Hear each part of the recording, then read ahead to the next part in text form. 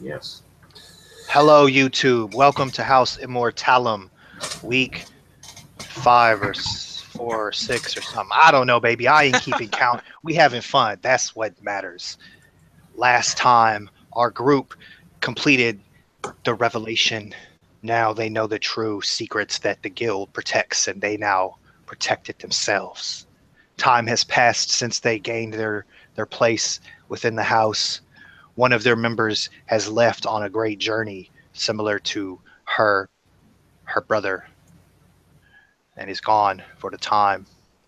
And um, the two made men are meeting Freya of the North as she returns. You're both together at the entryway to Pendlehaven, awaiting her return. So we'll start with Magman. Describe what's changed for your guy over the intervening time, and take it away. Uh, in between, what has changed? Not a whole lot. Um, Probably a bit more sure of himself now. Now that he's like, oh, I'm hot shit. I'm a made man now. Probably a bit of a haircut. Switch it up a bit. Trying to grow it out again. Like now it's kind of back to, instead of falsifying it, now it's like legit hair. Other than that, not a whole lot. Just probably a little bit better dressed, trying to look the part. That's about it.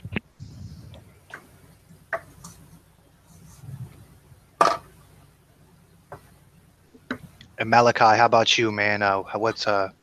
What changes have been wrought upon you over these 2 years? It's been 2 years. Yeah, boy. Uh, Now Malachi. There's not much change in Malachi at all. He spent most of the years locked away in his study, scrying across the world, trying to figure out that mystery that he's been after for all this time. And now he has the ability to far see across the entire world. He has been doing so. Man, so your visions have been troubled, man. You've literally been seeing um, a giant shiny.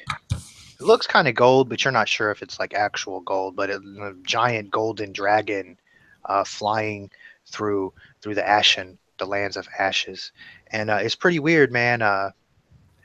Because you already knew there was this huge threat over there, but you haven't really seen this dragon doing the type of destructive stuff that you would have expected, given your previous attempts at scrying on it. Um, but no, man, you've been actually been able to see stuff. You've seen a few battles, but um, none of the you never saw the dragon. The battles that you witnessed were uh, between the forces of your own house and House Immortalum, wait, Imperium, because war has broken out in the Land of Ashes. Mostly skirmishes, but there's actually wars going on. There's always made men over there and golems. You have a lot of golems over there right now. All right.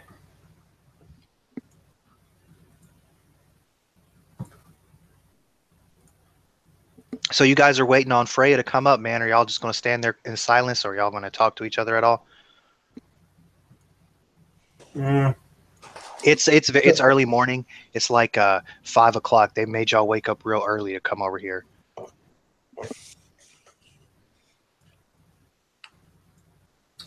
Yeah, Malachi kind of just he's sitting there, kind of his raven's sitting on his shoulder, and the raven's being real annoying right now. He keeps trying to stick its beak into Malachi's ear, and Malachi's just trying to fend it off. Stop that, Bernard! Stop that! I'll be having my morning fantasy coffee. Just chuckling, watching Malachi struggle. Is familiar.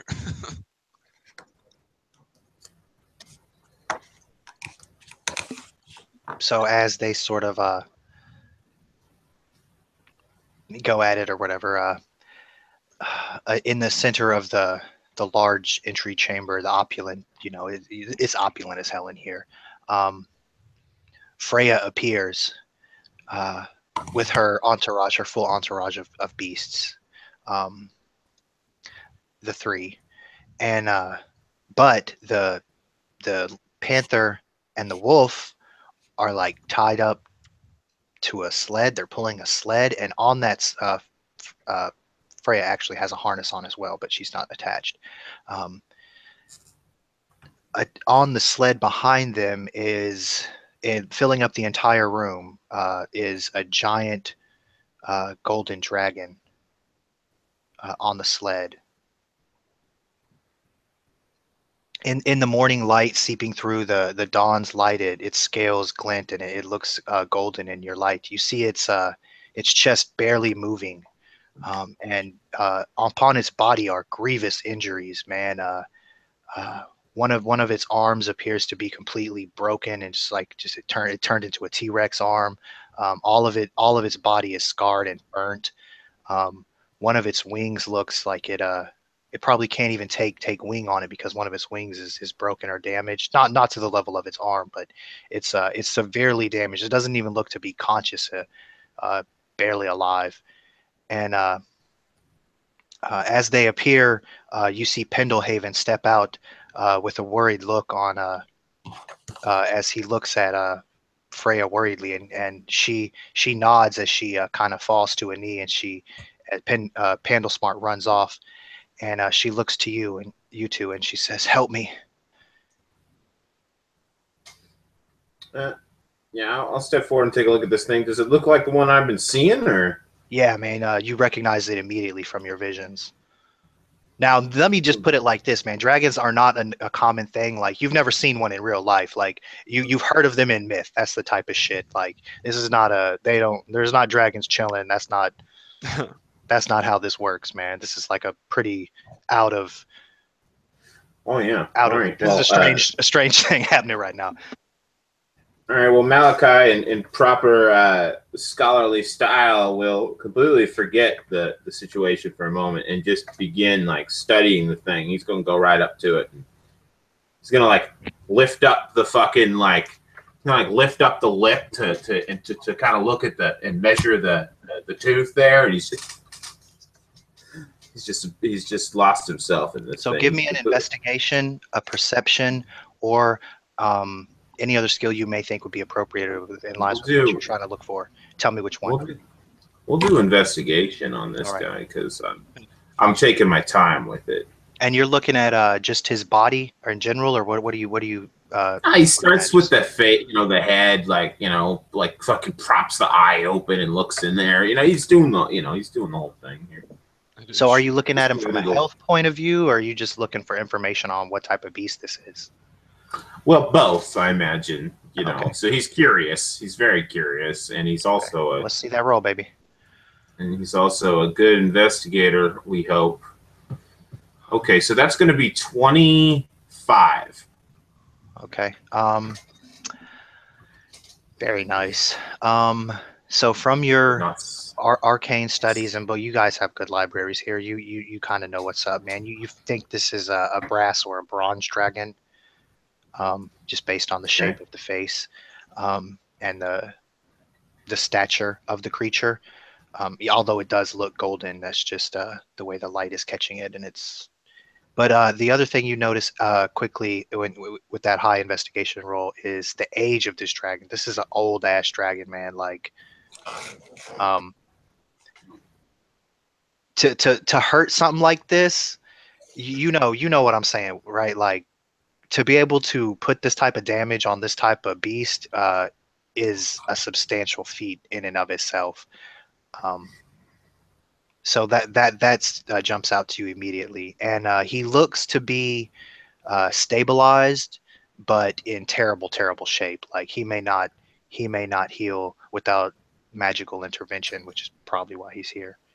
Mm-hmm. I was just about to say, good thing he's here at the magical emporium. Yeah, so that's what you get with that baller ass investigation roll, man. All right, that probably takes about 5-10 minutes. So what? I don't know what else is going on during that period. That's investigation slow. So what'd you do, brother? Um, was it just a dragon, or was there a person there? Was she hurt or something? So you're gonna go check on Freya. Yeah, You know yeah, the half the fuck, is she a half orc or a dragonborn?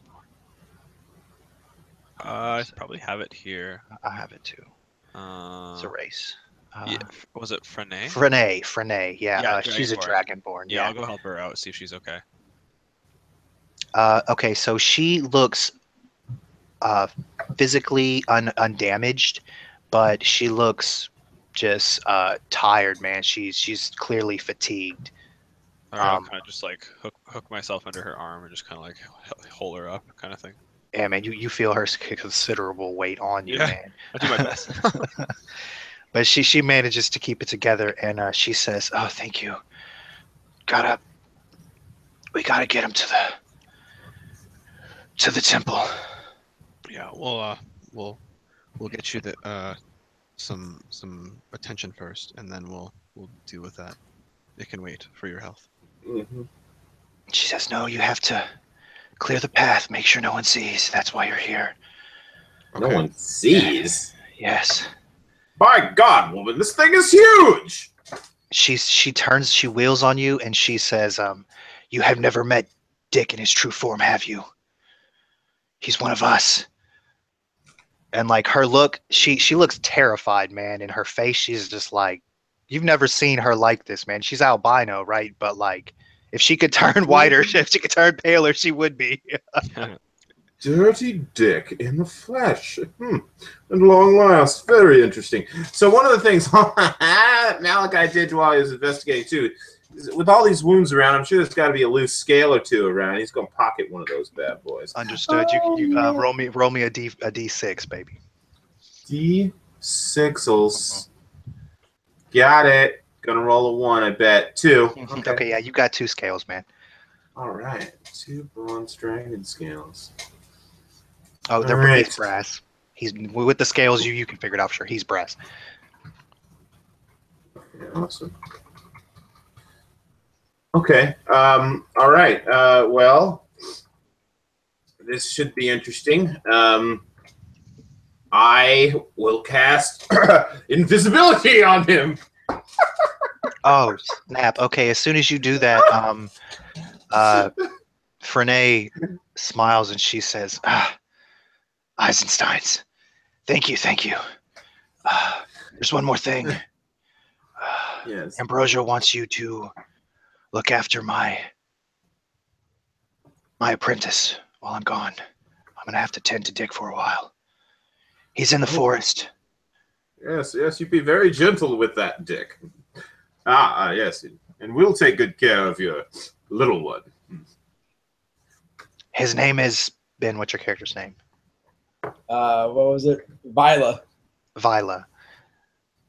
You'll recognize him, trust me.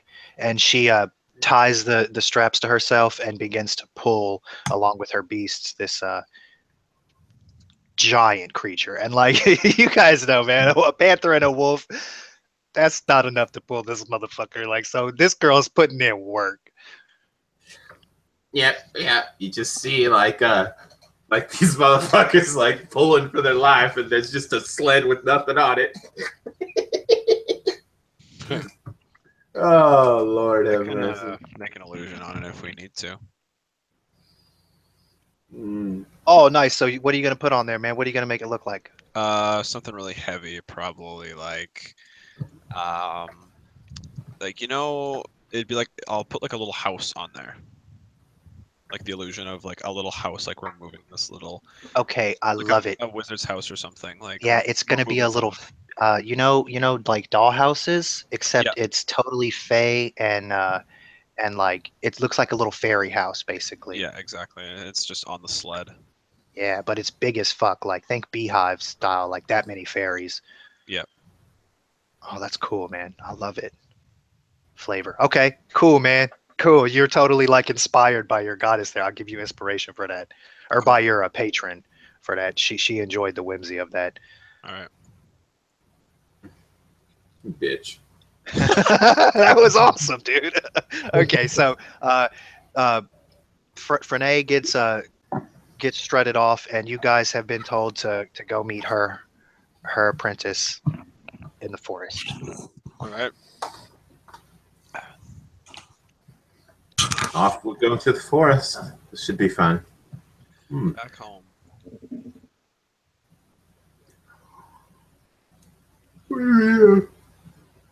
So, what are you guys gonna do? You gonna hang out at the entrance to the forest, or are you gonna wander around in it and hope you bump into his ass? Mm. Run around calling his name? No. Did we get a description from Frene, or we just got a name? That's it. He said we would recognize him. Oh, Yeah. okay. Well, I'll send Bernard out to find her while I'm kind of like lounging on a stump. yeah, sure. I'll send mine out too. Okay, let me get y'all both to roll perceptions for your familiars. The two Raven boys. That's tight. These That's here- what I Wait.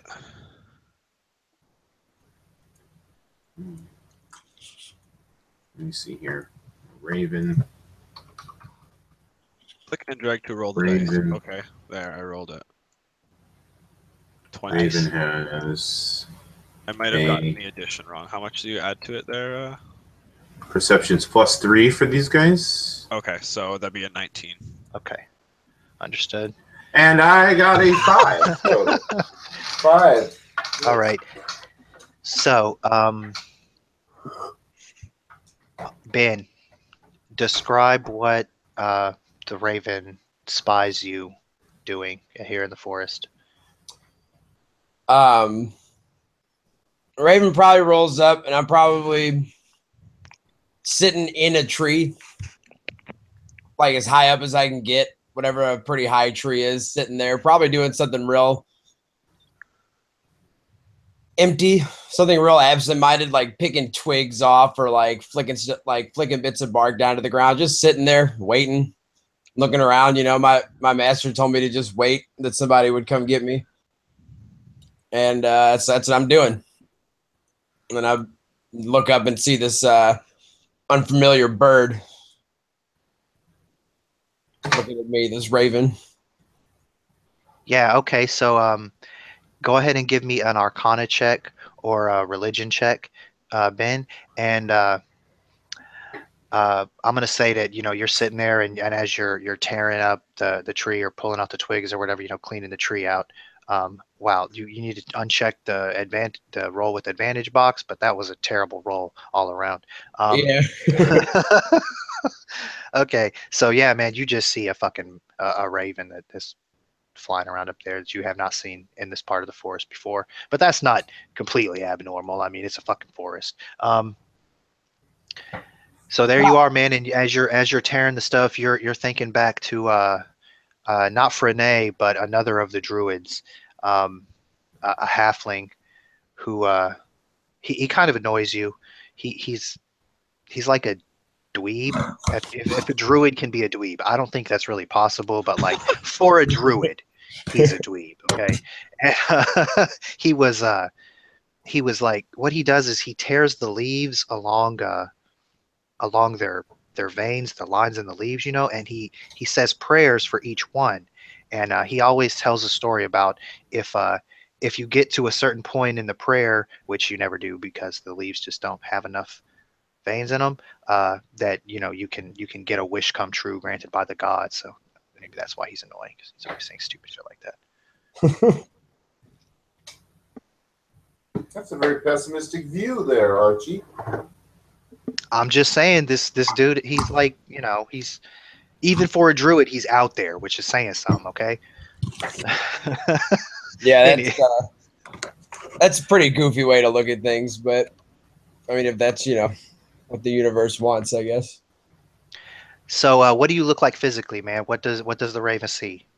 Man, he sees this lizard. It's like this 6.5 foot tall lizard.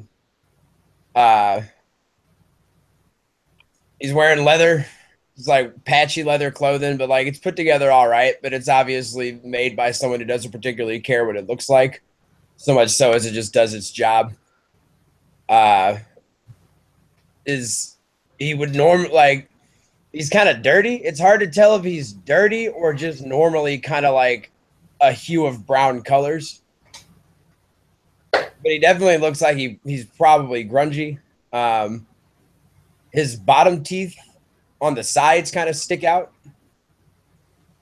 And he kind of looks goofy, to be perfectly honest. Like he looks like he's a dragonborn. He looks like the dragonborn equivalent of a hillbilly. What color is he? He's a bronze, but he's dirty. Like he's dirty as hell, and he don't care. He's really more of like a rich clay color. And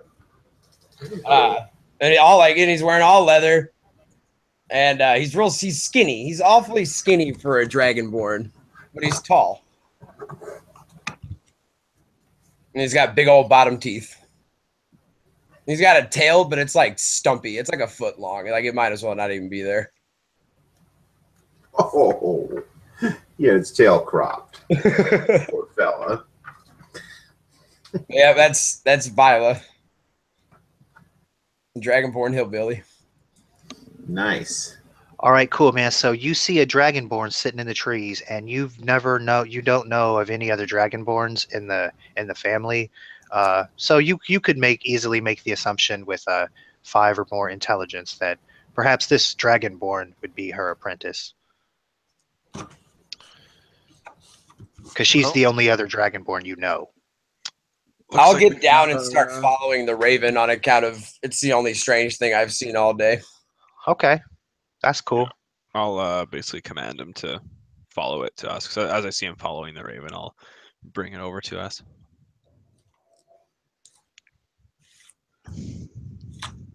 Cool. Well, I walk up on y'all. Nice. I see y'all sitting there. I don't recognize y'all, but I knew I should expect somebody I wouldn't recognize, so I just kind of wave. And I ask, did Lady Frenay send you?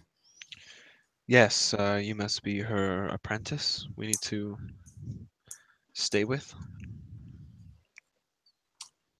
Indeed. I'm Vila. Nice to meet And you. She just told me that I would be following y'all for a while she tended to some things. Yes, she seemed to be quite out of sorts. My name is Shale, and this is my friend Malachi here. Don't mind him. He gets into some things. But that's his own business. What race are y'all? I'm like a drow, but like more gray, white kind of thing instead of like black and edgy. Okay. Yeah, more like white gray, sort of like a moon kind of deal. I think Malachi's a dwarf. He's a gnome. Oh, he's a gnome. Okay, Yeah. yeah, that's right. Super opulent, Yeah, he's like outrageous.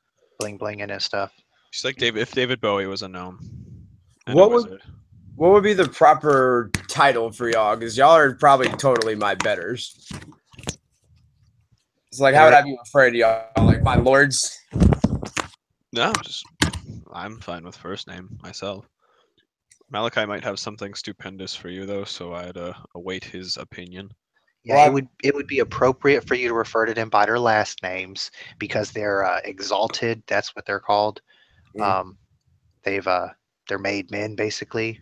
Like, you get in trouble if you hurt them, like mob type thing. So yeah, but I mean, if one of them tells you to call him by your fucking first name, you call him by his fucking first name because Well, that's well, a gangster. you do what the gangster tells you. Well, Shell, when you tell me to call you by your first name, I smile real big, and I said, that's great. I don't do too well with all these noble mannerisms and whatnot. I do when it needs to be done, but at times like these, in a place like this, it's not necessary. Besides, I don't have a last name anyway. Well, Unless hey, it's we're all lords in the forest like this. True enough. With a nice stump to pull up. Then I sit down, like I'm already starting to like relax and everything. Obviously, the gravity of whatever my master has been on is lost to me. You're just like, yeah, whatever. It was like she just told me to wait, and then someone will come get me, and I'm just like, cool. Yes, you can roll with us for now. What brought you to this place, or is this where you are most comfortable? Is this your home? I love the forest. I just always have. I was born in one, I'm pretty sure. Freya found me in one. Oh, I see. But I've always, even after she brought me here under the mountain, this what am I looking for? This concentration of nature has always been where I felt most alive, most in Couldn't agree tune. more. Malachi, I'm glad you've returned to your senses. What would you like Vila to refer to you as? Oh, dear boy, you can just call me Malachi, of course. Yes, and this is Bernard, as his raven lands beside of him. Now, Bernard's a jet black raven with a cyclopean single eye that looks just like Malachi's, like ice blue eyes, right? But it's right in the middle of him, and he's got all this fucking bling all over him. Like he's got little bits of gold on his talons and a little collar around his neck. And Malachi himself is like I would say he's probably like the exact opposite of you. He is resplendent in every way. He's about 2.5 feet tall, but he wears these bright like robes and garments, all purples and cyans and blues, all the way from deep cobalt to sky blue, with a thread of gold and silver embroidery all throughout. He wears jewelry in his ears, and he's got this magnificent beard. These two big handlebar mustaches, big bushy things coming off the side. Well, I mean, there's not two separate ones. It's just one off coming. It's big handlebar mustache. Not handlebar. Sorry, no, it's the reverse. It's the one that goes upwards, and then he's got this massive beard that is braided into two braids that become one about halfway down, and that goes and swings between his knees, and that thing is just full of gold beads and jewels as well. His like I said before, his eyes are gleaming ice blue with thick eyeliner all around him, and his mouth is his lips and teeth are stained blue. He looks kind of like a really rich wizard gypsy, basically. And he's a raven, right? No, that's my familiar, and then I just described Malachi himself, who is a gnome. Oh, I missed. Oh, okay. I thought your raven was decked out in all this. The raven is decked out. That is not the raven that you saw. There's two ravens. They both have raven familiars. Right, So a blinged out one flies up and lands on the gnome, and then the one you followed is with the other guy. Yeah, I understand now. Yeah, and he is blinged up, but he has just the one eye, and that's kind of sets him apart. Like, he's obviously not a natural creature. For sure. So, I'm generally paying more attention to y'all's birds than I am to y'all as we interact, just as a general sense. I'm a lot more interested. Not like I just like animals. Like, I'm not trying to eat them or nothing. Don't worry. I just really like animals, like a lot more than I like people. So unless you're directly talking to me, I'm probably either playing with some plants or like seeing what your birds are doing. Well, it seems, my boy, you are in our charge now. Come along. There's plenty of work to be done. Yeah, trouble to find. I scurried dutifully afterward. where y'all want to go? What are we doing next? You tell me where you want to go. Well, I was planning an expedition to the Land of Ash, so I guess we'll just go there. You're going to go straight there. Would you want to get any intel maybe from Ambrosia or, that's Dragon intelligent. You had visions from being there. I don't Yeah, know. let's go see how Ambrosia has been faring, and then that'll give Dick enough time to maybe get conscious. I don't know. Good call. Okay. So you'll head up to I changed my mind, man. We'll go straight to the Land of Ashes. after thinking about having to go talk to Ambrosia. Oh yeah, fucking never mind. I'm just playing. Let's do it. Okay, man. So you go up to Ambrosia's tower. It is very different from the last time you were here. Um, I would say that it's dirty, but that's not the case because it's like prestidigitation to clean all the time. But like it's worn, like things haven't been made new as much as usual. It looks like everything is getting worn out. Like it looks old, which is weird. Usually things are sort of timeless here, but you know. And you can tell, man, it's bustling. It's very busy. The waiting room where you guys usually have to, wait a little bit to talk to her. You don't have to wait too long because that's your family. But Oh hell no, I'm not waiting. I'm going right in. You're gonna ball in on whatever meeting she's in. Yeah, that's right. Okay, that's straight. So you ball in on this meeting, man, and as you go in, she is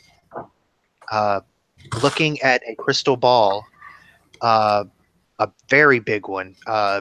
You've never seen this item before, and Oriki is with her.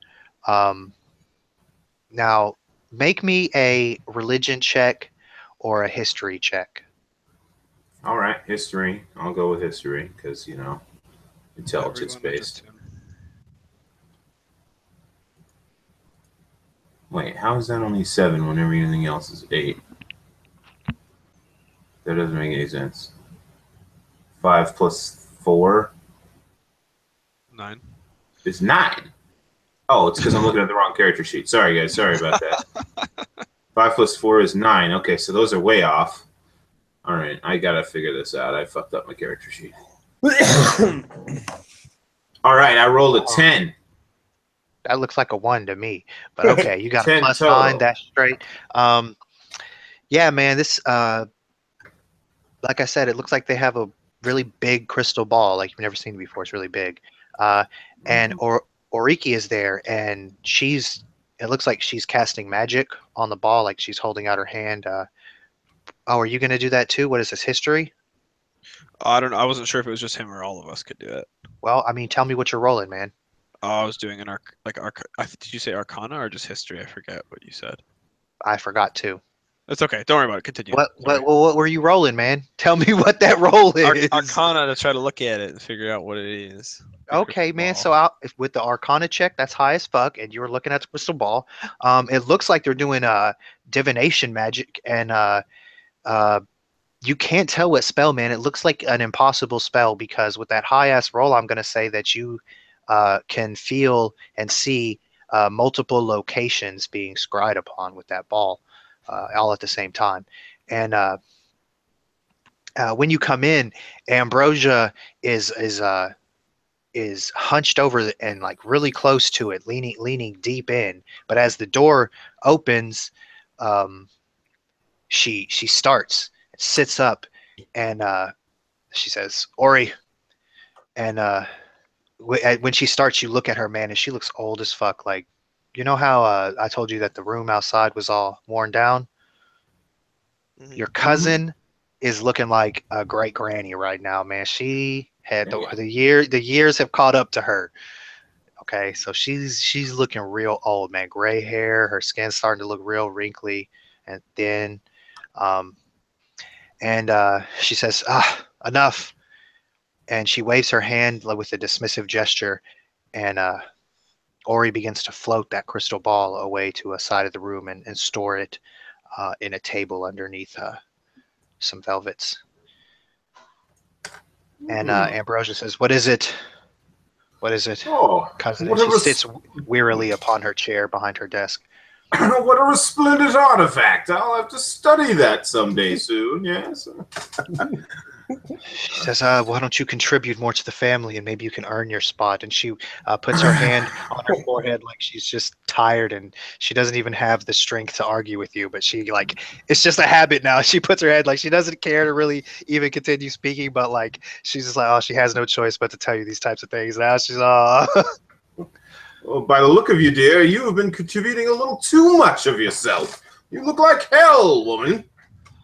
She says, "That is what we face, dear cousin." Ori tells me you've joined the divination corps. Surely you've seen the visions. Oh yes, yes. I do like to spend most of my time at the Lotus, you know. But from time to time, I grace those halls. Ori says, "Yeah, you wish." As she leaves the room, like, and then right as soon as she's about to close the door behind her, she gives like this playful ass wink to Shale, like, "Yeah, boy." I'll I return don't it. know where that came from. Very, very awkward. Sorry, I'll return it back as she does that, knowingly. How goes the war, dear cousin? Well, the problem is, well, you saw it. Is he going to live? And this now she's like gotten serious, and she looks up at you, Malachi. She's looking at you dead in your face. Well, we are in possession of some of the best healers upon this bleak and desperate world, dear cousin. If he is to live, it is here that he will find his salvation. Well, at least I can count on you for some wisdom, cousin. Oh yes. However, I think it is time that I take a more direct role in this conflict. She sits forward expectantly. Me and my comrades wish to enter the fray. She stands up and says, and motions for you to follow her. And you notice that she's walking slow, man. She has a fancy cane with a giant emerald handle, and she walks you over to a table where you see a layout of the Land of Ashes, like a battle map. And she says, "Do you have intentions or plans, or are you merely going to scout and learn?" Well, I would like to, for once and for all, solve the mystery of the fate of my father, for one, and in doing so, I imagine we'll unravel quite the conspiracy. Well, you should wait until Dick rouses. That's what he was doing. Yes. But with him back, well, it's been 6 years, dear cousin. Things are more advanced. She says, "I'm yes. troubled. I don't think this war is about any of the things that we're fighting over." Is that right? Dick could bring me no information. Perhaps you can succeed where he failed. It is my speciality, and I'll give her a little bit of a wink. And she says, "Here, it all started." Grin. She points to a spot on the eastern coast of the Land of Ashes. And she says, "Here, it all started with this mine, remember? We were going to claim it. It's of no value, but they wanted to give it up, so we were going to take it. It was a trap. They merely wanted us involved, but now we are." Yes, I do recall that I had advised you against such an entanglement. Anyhow, I guess it's too late for all that. Indeed. Yes. As we will speak with Dick, perhaps our investigation will start there, and he'll point to the mine. Is there anything else that you need to know, brother? Yes. Need of me? There's that other matter. Yes. And he'll kind of lean in and he'll say, about what we spoke about before. Smart. And he'll give her kind of like a knowing look, because he's told her about what he's seen in the past. When you say that, she furrows her brow and she gives you the same look that she always gives you, of just like annoyance and like, oh God, here we go again. And she says, we've done all we can. Like, he's checked out. Is that right? Very well. You make your bed, and Sleep in it until it becomes your coffin, dear cousin. I'll be off to talk to Dick now. Roll me an insight. Mm-hmm. Let's see that one, baby. I'm loving this. This is great for me. Oh my god. Yeah. Okay. That's a straight 3 too, because I don't have no modifier to that one. Yep. So you think she's totally annoyed with you. Good. Good. And as you turn to leave, she says, "Shale." Just kind of Hi. nodding to you, like what? That's kind of like a aloha, like a hello and a goodbye. Yeah, pretty much. Like do a little nod, you know, just like, all right. And Dragonboard Kid gets no respect. That's fine. I'm standing in the back like an intern trying to look as small as my giant ass can. I've never been up here before. I don't know these people. I'm just like, what the fuck have I gotten into already? I want to go back to my forest. Yeah, this room is highly above your pay grade. I miss the ravens. Oh, they're here. They fit in better than you, especially the golden crested cyclopean raven. That dude has a perch up in this bitch. He's like, oh, he goes and chills by Ambrosia's whatever she has. That's badass. I don't know. These are the only times where I'm aware of just how much mud I'm covered in. Oh no, they didn't let you in here, man. They prestidigitationed your ass on the way in because of the carpets and stuff. All right, that's good. That was like That was a good call on there, Bart. yeah, that's when you come up the fucking stairs. Well, you guys were already clean, I presume. But, yeah. it's sort of like instead of a metal detector, that's what you get when you come in here. Oh goddamn! Like a hermetically sealed tower. Just again, just boom. That's ridiculous. Oh god.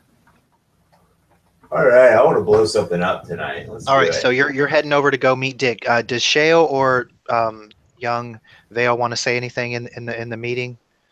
No, absolutely not. With Dick or with Ambrosia. No, with Ambrosia before we move on. I'll just say to her, good luck, Ambrosia, and we'll do what we can. Do you want to roll that insight? Sure. Roll that. Might as Somebody well. Got a straight D20. Here we go. Where am I going to move my mouse? That way. Boom. Yeah, boy. Nice. She looks really old. Just what you're thinking, like, wow, I have not seen her looking so damn old. She look old as hell. Like old balls, man. Those are some Insightful. really fantastic rolls there. For the Thanks. viewers at home, they got a 3 and a 2 on their insights to see what's up with Miss Ambrosia here. All right, so you guys are heading down to the temple where Frenay said she was taking poor Dick. Yeah, old Dirty D. Gonna head on down there. On the way down, I real nervously asked y'all, like, now who is that lady? Oh, that was just Ambrosia, the matriarch of the family. I kind of like shudder a bit when you say that. Like, holy crap! I never met. Yes. Like, how? All right, I guess how close is Renee to like the top of the family? Like, what's her rank relatively? Okay, so let me put it like this, man. She is basically ranked within the family, but she's the outsider type. Like she's the fucking druid, man. Like she's a ranger actually, but you know she's real shy. She's standoffish. So she didn't bring you around that group, man. The most experience with anything like that you've had is the higher ups at the temple where you do your monk training. Over there, you know the priests and everything. There's some nice stuff over there. The religious places, and you may have seen Ambrosia around there when she goes to go give her alms and stuff, or people like her. But That's the most. You've never, they don't let you in their private chambers. So yeah, Yeah. that It'd was be over like the top. going to the same church as the mayor, right? Yeah. Yeah. All right. Cool. You were just in the Hall of Kings, my friend. Well, jeepers. Mm-hmm. Okay, so you guys head over to the temple. It's very beautiful. This underground temple. It's blessed with this. It almost gives off sunlight off this statue in the courtyard. It's very, very large and tall, and it's like holding a. It's got its hand outstretched, Statue of Liberty style, but it's holding an orb that gives off light during the daytime. And you see the cart as you come up to the courtyard, that the entryway to the temple. You see that cart sitting there, but the cords and stuff have been taken off of it, and it's there empty. Well, unless there's an invisible dragon on it. I think your spell would have worn off by now. Oh yes, I imagine so.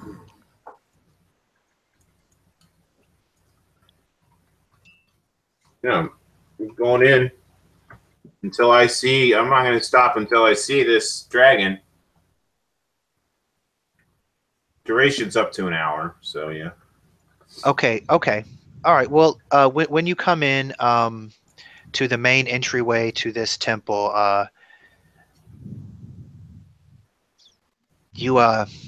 I'm sorry. There's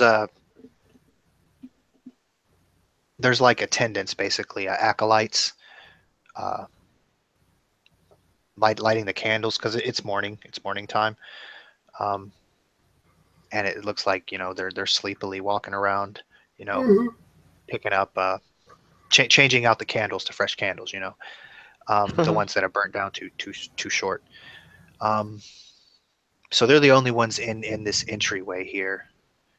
It's very large, though. It would be a chapel in most cities, but here it's just like the entryway where you. Now, how well known are we? Well, you're famous as fuck. Everybody know you. I mean, well, anybody who knows about the family, like the bosses and stuff, they may not have seen you, but like if they heard your name, they'd be like, "Oh, wait, you're Malachi? Oh, shit, okay." You know, and when they see you, they get a gist. It's not as easy as when they look at your sister because she looks like a fucking Eisenstein. You have darker hair and everything. You're not a ginger like most of the family. No, But I'm not. yeah, you're still a super opulent gnome, so it's fairly obvious. And same thing with Shale. He's super opulent, so people sort of just assume he's opulent. Now you got a dirty ass dragonborn with you right now, so his opulence level needs to get raised up. But nah, the two of y'all are fairly well known. Malachi more than Shale, but Shale's sort of like a keeping under the radar type too. So Yeah. I'll just walk in and I'll go to whoever seems to be attending the entry way or whatever the case, some attendant or whatever, and I'll stop curtly in front of him and I'll say, "I'm here to see the patient." And with my right arm, I will trace the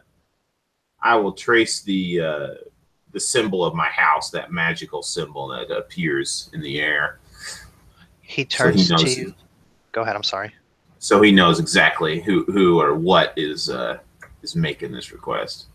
Okay, he turns to you and he sleepily rubs his eyes like he can't really see real well as he moves his hand off the candle he was placing on the rack. And as he rubs his eyes and looks at you, his face turns to a look of shock and surprise as his mouth drops open, his eyes get wide, and you see him. He knocks a couple candles off, some candles scatter to the ground, and he says, and he starts to point off towards further on past this room, and he can't seem to get a word. And Come on, boy, show us the way. His friend who was over there sees him, and he runs over and he says, "Oh, hello, masters. Yes, what do you need?" And he kind of slaps his friend and says, "Get back to work."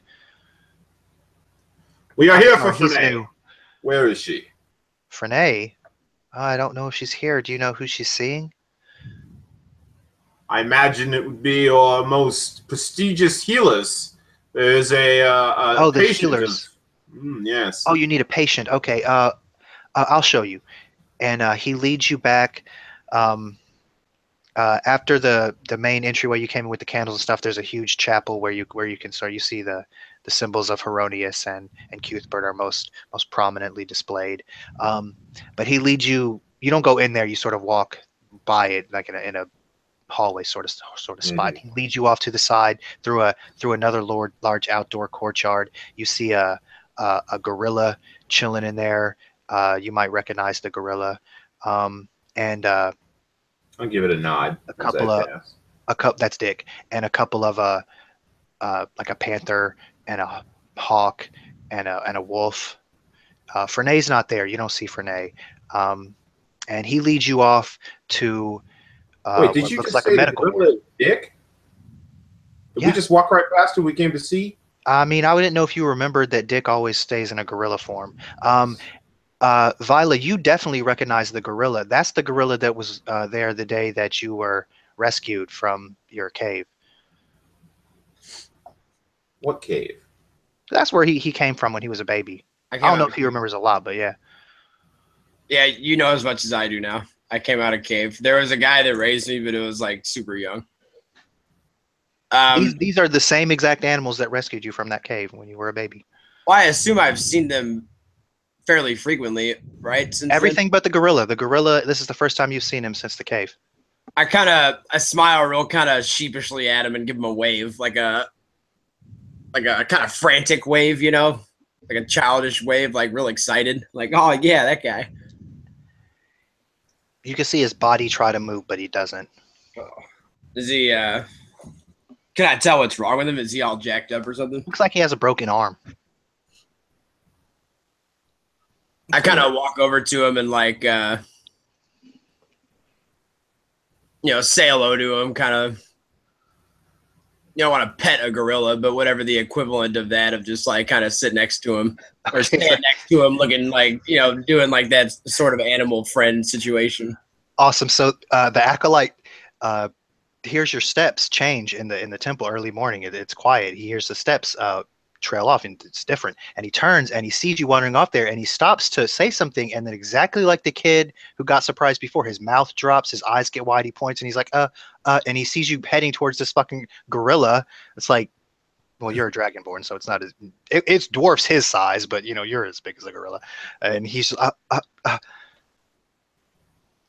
and I guess the two of you were still following him, and he's just turning and motioning towards the apprentice who you guys. When I saw the gorilla, he would have made a double take and then stopped, and he would probably been like halfway through saying halt or about to say a halt, and he would be, and then that would be about the time when the dragonborn went sauntering off on his own. Okay. And he just I wouldn't. Seriously, whether you said stop or not, I'm distracted. I'm already distracted. I wandered off. I would have gotten lost if y'all left me behind. Like, yeah, no. If I recognized Dick, yeah, I'd have stopped at that point. But now that the dragonborn is walking off to him, he's kind of curious, and he's just going to wait and watch and see how this interaction plays. Try to get to know this young lad from his interaction. Okay. So the wolf rises. The panther lifts its head in its normal fashion. The hawk lets out its roar, and the gorilla seems to try to move onto its ass, but it can't. It's sort of laying on one side, and it can't seem to right itself and sit properly to look. This is out in a courtyard. It's like a. Have you've seen the Harry Potter movies, right? Kind of, some of them. You know that time when that guy turns Malfoy into a fucking squirrel or something? Classic. No. Turns him into a ferret. Yeah. Okay. So it's just basically think of a stoned off courtyard with some trees and some nice grass, maybe a little slight hills on it. So it's a garden courtyard. Yeah, it's like a nice garden, man, and they're like in a copse of trees over there chilling. All right. Yeah. Real quick, are these animals like is I keep forgetting her name. Is Frenae straight up their master, or are they more like equals, like they're her buddies? I'm sure the animals see Frenae as her master, but Frenae doesn't really see it that way. I mean, All right. that's her friends, but Yeah, no, if it I comes dig. down to it, yeah, she's the master. Yeah. I kind of go amongst the group real slow, and I go down on one knee, and I say pretty quietly in the druidic language, greeting friends of Freya. You know, I come seeking the what am I looking for here? I come for news of our master, greeting friends of Freya. I come for news of our master, but I say all that in druidic, like real low, and I kneel to the ground when I say it, so I'm not like standing over all these dudes. Okay, Like, so I get down on their level. Like as far as I'm concerned, like we're all Freya's people. so who are you directing this at mostly? Like, who is your face directly looking at? I'm The facing gorilla, the panther, the wolf. the gorilla. Would I know the gorilla is like the top dog, or would it be the panther? Well, the panther's the top dog of Frenae's pack. Now, the gorilla could probably whoop that panther's ass. You know that, like as far as laws of the wild go. But okay, yeah, okay. So as you do that to the panther licks its paw, which you know sort of means it's chilling, and but she gets up and walks over and lays in front of the gorilla, which you also would interpret as like a protective type thing. Even though you know you're no threat, that just means back the fuck off this spot over here. And as soon as you finish your speech, the wolf is like expectantly waiting with his tongue out, and he like tackles your ass and starts to lick you. I play in kind in an animal form. Cool. You know, the relative playing of a wolf and a 6-foot lizard. I'll pretty much continue that and hanging out with these animals for a minute until one of y'all makes me remember that like I'm here on business. Yeah, so the fucking the wolf and the dragonborn over there wrestling, y'all. Yeah. Malachi's just gonna watch for a little while. Okay, He's so gonna, go ahead. Gonna kind of smirk a bit. You remember being young. This kind of actually makes him miss his sister a little bit. Watching this. And, after a few minutes, though, he's gonna move forward. He's gonna turn to the attendant and says, "My boy, wait here for a moment, won't you?" And then he'll turn over and he'll start walking towards this gorilla. And when he gets about 20 feet away, he'll loudly speak and he'll say, "Dick, my boy, is that you?" The gorilla visibly smiles at you. Oh. And there's like a glint in his eye. Very well. We had some questions about your travels. Are you well enough to speak? The panther lets out I can't do animal sounds well, obviously. It's sort of a think of a meow, but like it's sort of a warning meow. You could tell.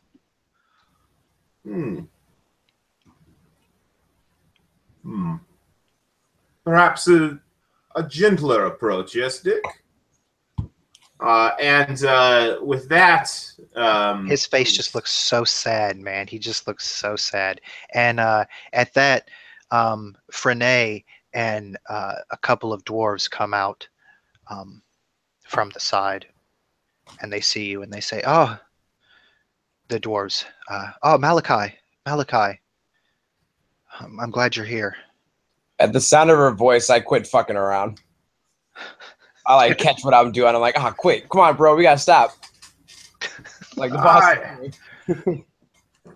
Frenae smiles at you at first, but then she kind of shakes her head no at you as you're like, straighten your shit up. And the fucking dwarves like don't even, you know how like teachers ignore horseplay when they don't have time to fuck with it. It's like that. Come, and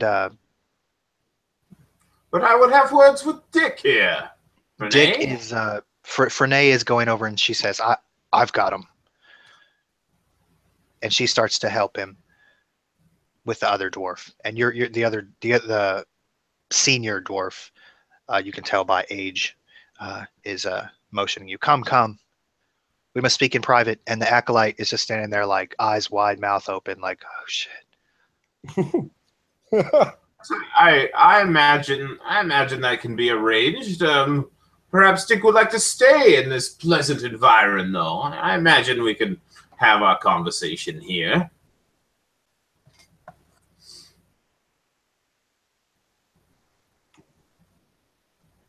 As Frenay tries to lift Dick, he pushes her off with his good hand as he kind of rolls onto his back, like flopping. And the dwarf is patting his big fat stomach and saying, no. And the other dwarf sees that and starts to run towards the acolyte and starts to shoo him off, but like it's pretty much too late. Before your eyes, Dick begins to transform, and for an instant, the form that you see is that dragon form, scaly, just fearsome. Nobody could mistake it for anything but what it is. A true dragon. And at this point, the acolyte straight falls out, like faints, just on the ground, on back, assed out, faints upon seeing that. But Dick transforms back into like his standard form, humanoid form. I didn't need him to do that, but all right, that's cool. And he like, dude, when he transforms into that form, like one entire side of his torso is like the wrong color. It's like black or purple, and that's like the purple is the lightest of any of that, like his torso. And one side is just like destroyed. And even in a humanoid form, even it looks like part of his leg is jacked up. He can't hold his head up straight. But he's standing, he's on 2 feet, and he's old, man. You don't usually see him looking so old, man. His skin is real wrinkly. He looks about as old as Ambrosia does, but somehow he's older. And he says, I can talk, it's okay. My dear man, there was no need for you to inconvenience yourself so. The effort is commendable. And he says, no, I have to talk to you, Malachi. I'm glad you've come. And he puts his good arm on you, and like kind of leans on you a little bit, and you can feel his weight, man. He's thin, baby. Damn, man, I had something awesome I was going to do there. All right, well, yes, Dick. Rest, my friend, rest. We will speak. I would hear what you have to say. The clerics are up to him, and they're healing him, and he says, I've been searching for your father. I have not found him, but what I've found is terrifying. Yes, Dick. Tell me, what on earth could injure you so, my friend? He's looking in your eyes, and he says, you know what I am. Yes. He kind of smiles and frowns at the same time somehow. You see that on his face, and he says, I'm not the only one. Something Indeed. from that mine awakened. Is that right? And got the best of you, yes? And he coughs up blood and spits it on the ground. Yeah. Yeah. This is quite unfortunate, Dick. Perhaps we can speak of details, or would you prefer to show me? He looks at you perplexed and he says, "Your magics?" Yes. He says, "Good. Good. Yes, I don't have the strength. Do it." And All right. he waves the clerics away, and they're like, "You're not strong enough." And he says, "Be gone, women." And I love him. he stands Pretty good. stands up straight as fuck. And man, he looks haggard, boy, but he stands up proud and straight. And he says, "Do it." Oh, very well. And I'll just reach out with detect minds, or not detect minds. Sorry, detect thoughts. And I don't know if I think he can just fail a saving throw if he wants to. I don't know if he. Yeah, man, I'll have him fail it automatically. But if you need to make, does he make the roll? You don't make the roll. He makes the roll. I don't know. Okay, I don't make I any want rolls. you to make me a roll though. Make me a skill, with your spell modifier, D20 with your spell modifier, All right. and this is going to determine how clearly you're able to see his vision, what's in his mind. Be careful in there. All right. So that's Okay. +9 on that. So 18 plus 9, Super legit. 27. Okay, man. So y'all strap in, man. Here we go. All right, so he goes to the land. I'm gonna summarize some, and some of it's gonna be a little bit more detailed. Do you remember the shit of him with y'all going to the land of ashes? That's all good. He heard something, and he knew what it was. You can feel that he could feel something had entered his senses. You can feel it, like pure evil. You just feel this desire to destroy. Um, and so he's gone. You see like this fast vision of him traveling over land, traveling through dark tunnels. Uh, you can't really see what he's seeing, but you can sense what he's seeing, and it just is like claustrophobic and danger. Um, but eventually, you come to it's like a normal dugout mine until you get to a certain point where it breaks into a cave system. With lava flow lit by lava. Think Ghostbusters, baby. Um, and he busts into this vision of lava, and in the distance, you can just see um, basically hordes of uh, soldiers um, of all types. Um, all clad in armor, all lined up, just rows and rows and rows and rows. Like the biggest army any of the families fields would be, well, all the families and all the armies of the nations could combine their forces, and it probably um, wouldn't encapsulate what you have here. It's like this weird magical space in his mind, and you don't know if this is the vision or if this is just truly exactly what he saw, but it looks like an endless field of soldiers. And then the vision changes. He's searching more. You feel more danger, more darkness, more enclosed stuff. And then you feel that feeling uh, that you felt when he first ran off from y'all, or that you're feeling in his mind right now. Um, but it's like upon him. So you feel this fear, this chase through darkness. And then all of a sudden in his vision, you see a giant black dragon fully unfurl its wings in front of him in the sky, with the fucking red moon behind him, and they're locked in battle. They're fighting hordes of skeletal minions in fucking armor with ballistas and crossbow. Hordes of fucking forces are battling this fucking dragon as he tries to like escape from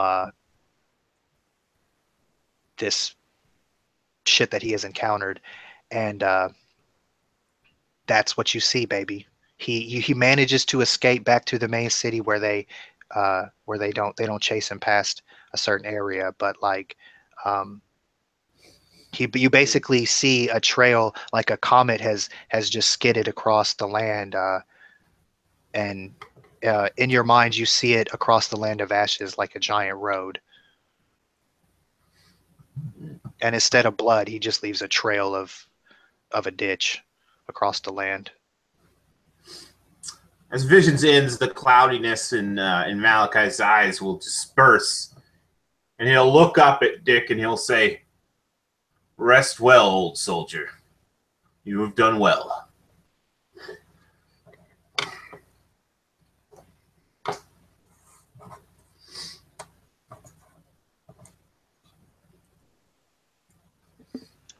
All right, man.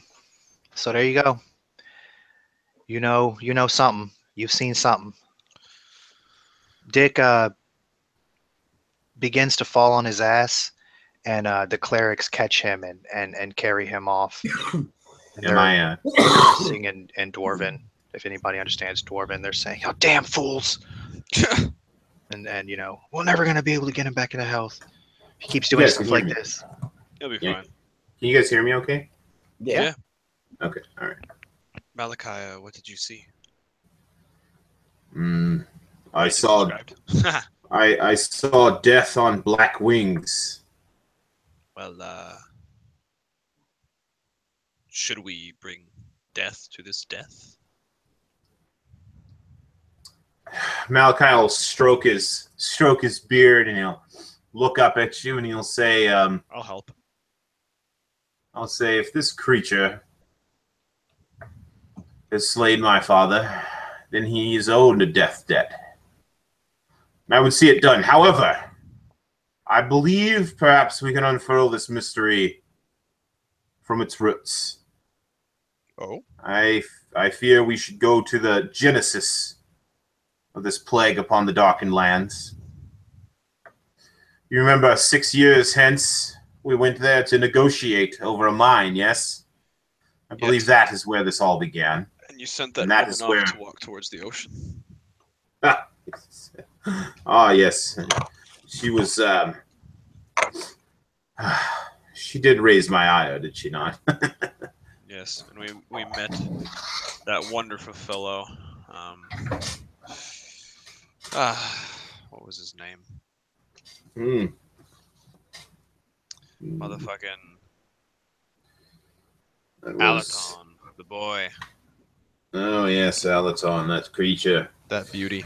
I never did understand why Ambrosia would court him in his house.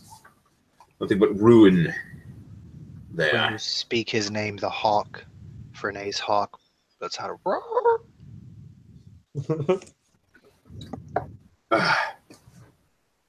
Well,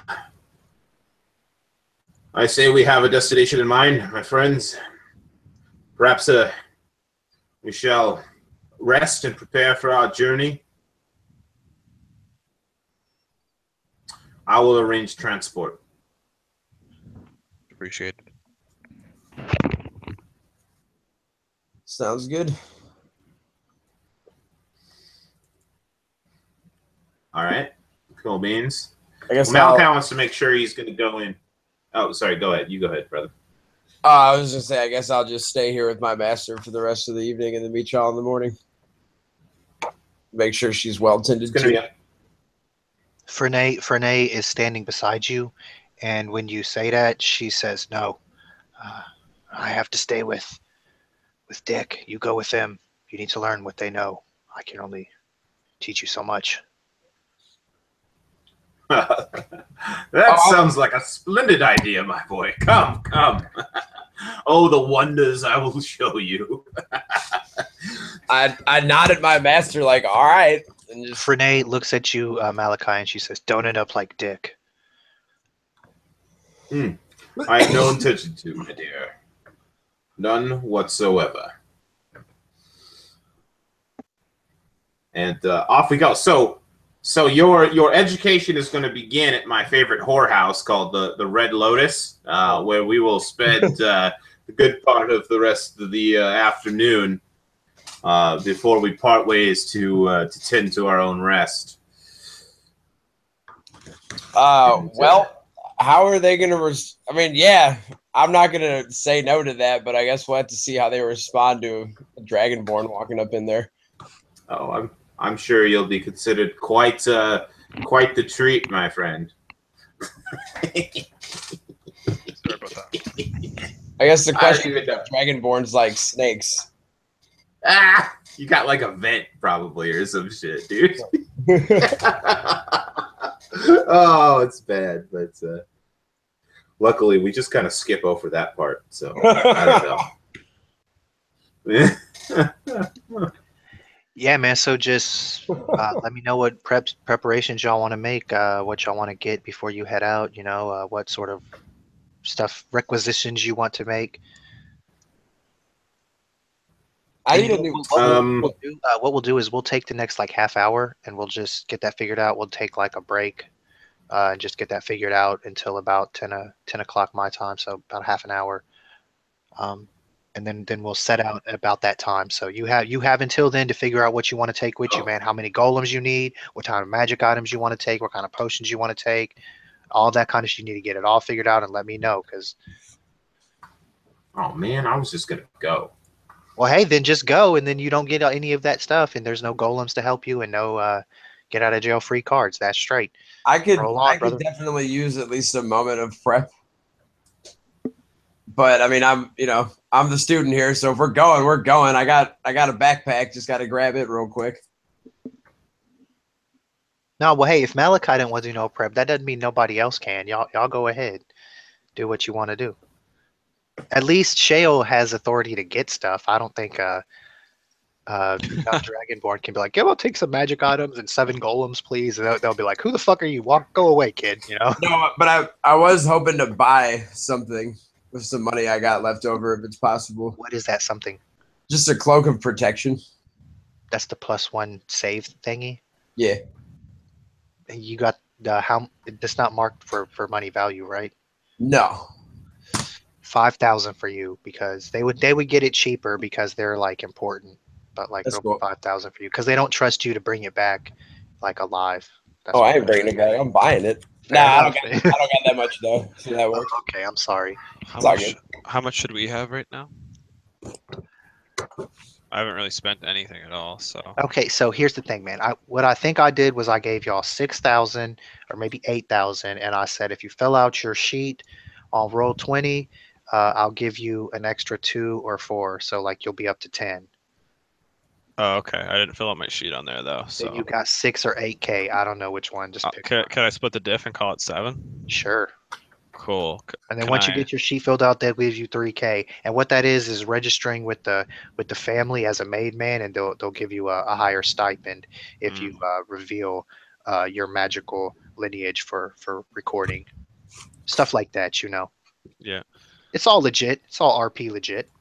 How much could I procure a staff of the woodlands for? What is that? It's a rare staff for a druid. Well, tell me what it does. Are you a It's- druid? No, I'm buying it for our apprentice.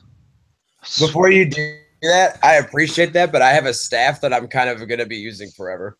Oh, I see how it is. Fine, I'll take it. Whatever. No, I appreciate it. My staff is like part of my backstory, so I can't. Y'all haven't seen it yet because I don't carry it around everywhere. Fucking like I'm giant- seeing this item. It's out of the DMG. It's called an automatic rifle. Like one of those things. Okay. Taking a What's the damage on that? 1D infinity? It's got a bump stock. Oh, I shouldn't be joking about that. That's Yeah. It's like 12d9. 12D90. nah. It's got This is M16. tough, man. This is tough. I mean, it ain't that tough. Don't overthink it, man. Just grab some stuff and then go. Is Well, there that's any the kind thing, of like how does the travel work on like for them? Because if we could get like some golems, but have them like on have them like so that they teleport in on our location when we need them, that would be amazing. I don't really like Malachi. Most of the time, just runs around in a with himself. But I guess we're going to war, so we may as well just take whatever we can get. Well, hey, no, that's a fucking great idea. You want something that will call in, teleport in some golems to back you up. Ooh, get a Yeah. amulet of the shield guardian thing with like that What's that do? it's like you wear the necklace and then whatever damage it takes, like if you take damage, it takes it for you. You Oh, they wear were it. golem. Yeah. Yeah, can we just like all get some of those? Tell me the rarity of that item and read me the description of I that don't item, know. and I I'll tell gotta you how much find it it. costs. And then I'll Shield consider hooking y'all up guardian. with those. That's There we actually go. probably a pretty common thing for the family, considering they all have golems to fight with. And okay, so tell me more about this idea you have, because I like this, man. How would you want it to play out? Like, how would you want to utilize your power to call in these golems? What would it be? What would you do to do that? It would be like a. It would be like a. So the item would be like a. Like a beacon kind of. And then they would be, so maybe it would be like a modified control rod, and it's got a beacon on it that that allows like a one-time teleportation circle to fucking form up, and then they can come through. That's kind of it, like a long distance. Okay, you know what? Actually, this is the type of shit that Ambrosia wants you to fucking join the family for, because this is an innovation to y'all's military tactics. So as soon as you come up trying to get this, they're like, "Oh wow, this is great!" And like within the hour, you're back at Ambrosia's spot, and she's like, "Oh yeah, we're gonna get this set up. This is a great idea. We're gonna keep like one guy on hand." Or we'll have a team, one guy to teleport and one guy to get the message, and we'll have our troops set up with a rune stone. It's going to be a stone with a rune on it. You speak the activation words, you chuck the fucking rune down, and then the guy will bring in what you called for, whatever rune stone you threw down. They'll hook you up. Sounds good. So that's like going to be a that's going to help us win this war. Ambrosia's like, yes. Everyone's going to be talking about Malachi You now. gotta have that. So yeah, man, they give you 4 rune stones. One of them will call one golem. And they tell you can use that one multiple times if you need to. Like once per day, they'll allow you to use that one. Okay. And then they give you two stones. Are you writing this down? Yeah. Somebody write this down. I got it. All right, no, I got it. You got one stone that calls one golem once per day. Stone of Golem calling. Yeah. You got 2 stones that you can use once that will call 4 golems. Okay. Shit, what up? And you have 1 stone you can use once that will call 6 golems. So one that does 4 and one that does 2 that does 4 and one that does 6. Yep.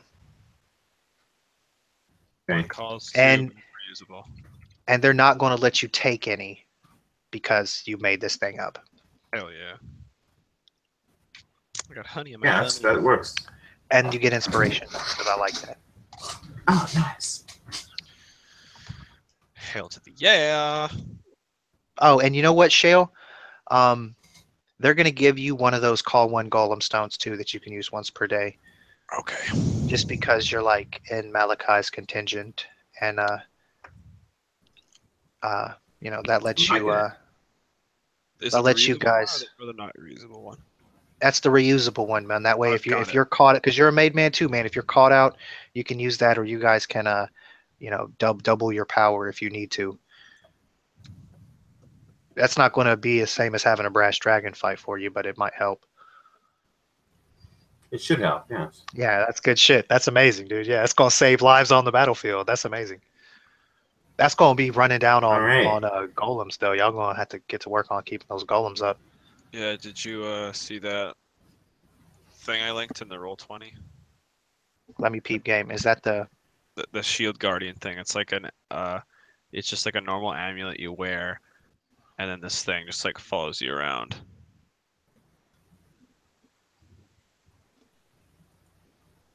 or the amulets where, well, like the guardian could just chill, and it's kind of like almost the exact same thing, except it will like take damage for you, and it can store spells, I think.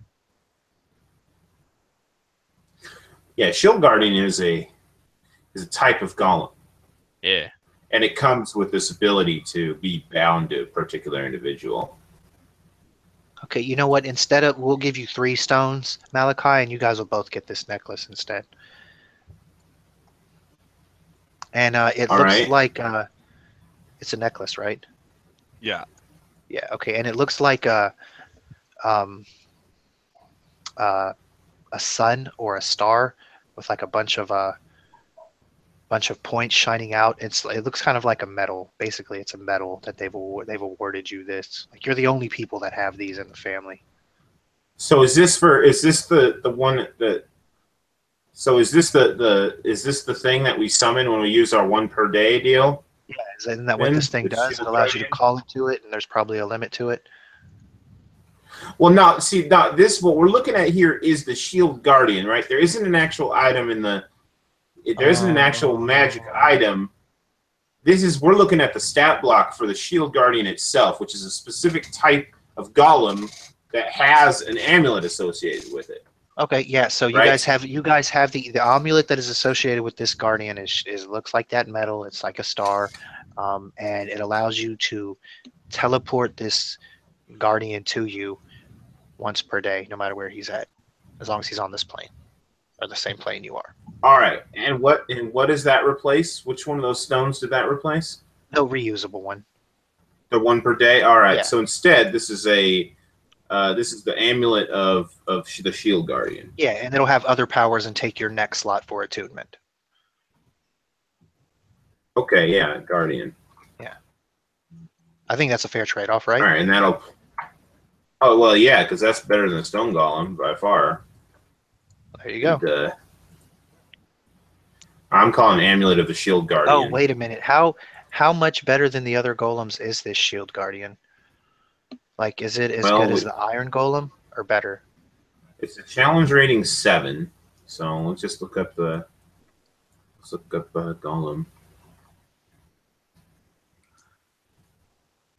How do you spell Golem? G-O-L. G-O-L. Clay Golem, Flesh Golem. So Stone Golem is... Actually, it's worse than a Stone Golem. Okay. It's not as good as a Stone Golem, as far as challenge rating is concerned, but it has those other cool things that it can do. Okay. So. Okay. That's if it's not as good as a Stone Golem, no, that's actually better. it's definitely not as good as an Iron Golem. Yeah. Okay. Exactly. And that makes better sense for the family why they would hook you up with so many of these. Maybe they can like mass produce these golems for your summoning. All right, I like that Shield Guardian. Fuck yeah, baby. I'm just gonna. They build it with the scraps of all the other destroyed golems from the war. All right. Any other prep anybody wants to make? I got a couple things to throw at you for prices. Hit me up, baby. Goggles of Night. They give you dark vision. Yeah. 3,000. How about Bracers of Defense? Those give you +2 AC. Sir. I can be your sponsor if you need. Maybe 2,000, maybe 2,500. I'll say, well, if he's buying them for you, you get a discount. If Shale's buying them for you, the goggles are 2,000 for him, and the gauntlets are 1,500 for him. Because he's made, man. They like him. Welcome to the family, bitch. All right. How about a bag of holding? Is that the 25-pound one that can hold a lot of shit, or the backpack? That's the little one. For Shale or for you? Just give me both. Let's get all the prices out of the way. I'm just making these up, homie. I'm pulling this out my ass. That works. 4,000 for your ass and 3,000 for him. All right, and then I got a funny one. How about Dust of Dryness? It's like a... No, just hear me out. Dust of Dryness has a lot of uses. What does that do, man? Tell me. I think I remember, but just make sure. It's a packet, and it has so many uses. How many? Like a D4 plus something. I just added here. That's And then true. you sprinkle it in some water up to a 15-foot cube, and it turns all that water into a marble, right? And if you smash the marble, it just turns it right back into all that water. Super badass. Okay. Huh. It's a weird How many? one. A D4 plus what? 1d6 You plus get 4 pinches. 1d6 plus 4, yeah. 1d6 plus 4, so max 10. I'll say that is 3,000 for you and 1,500 for Shale. All right, cool. That's cool as fuck, dude. Right? Yeah, it's a great one for sure. All right, Mr. Shale, I only have $3,000, but What was our grand total for all of that if I got it all? well, I don't necessarily need all of it. I just wanted the prices on it, but the grand total would be Hit me. 2K for goggles, 3K for bag of holding, and then 1.5 each for bracers of defense and the dust of dryness. So that's 8K. Well, that was for the pair, man. The price for the bracers was for the pair. Yeah. Okay. No, I meant each, as in the dust of dryness and the bracer of right, defense right. are both My bad. 1.5. All right. Tell you what. You hook me up with all your casherino, Yeah. and I'll get all those things. And for the deal, for our massive purchase, I'm also gonna requisition a ring of probably spell storing. It's a good one. That's what I was gonna get, you son of a bitch. That's hilarious. That's what I was just. I'm like looking through all this. I was like, ring of spell story. I was just about to say it, and then you were like, ring, and I was like, oh. Either that or a ring of regeneration, but that's a bit more. So that'd be 10,000 for all that, and then the ring. Tell me what that ring does. The spell storing ring.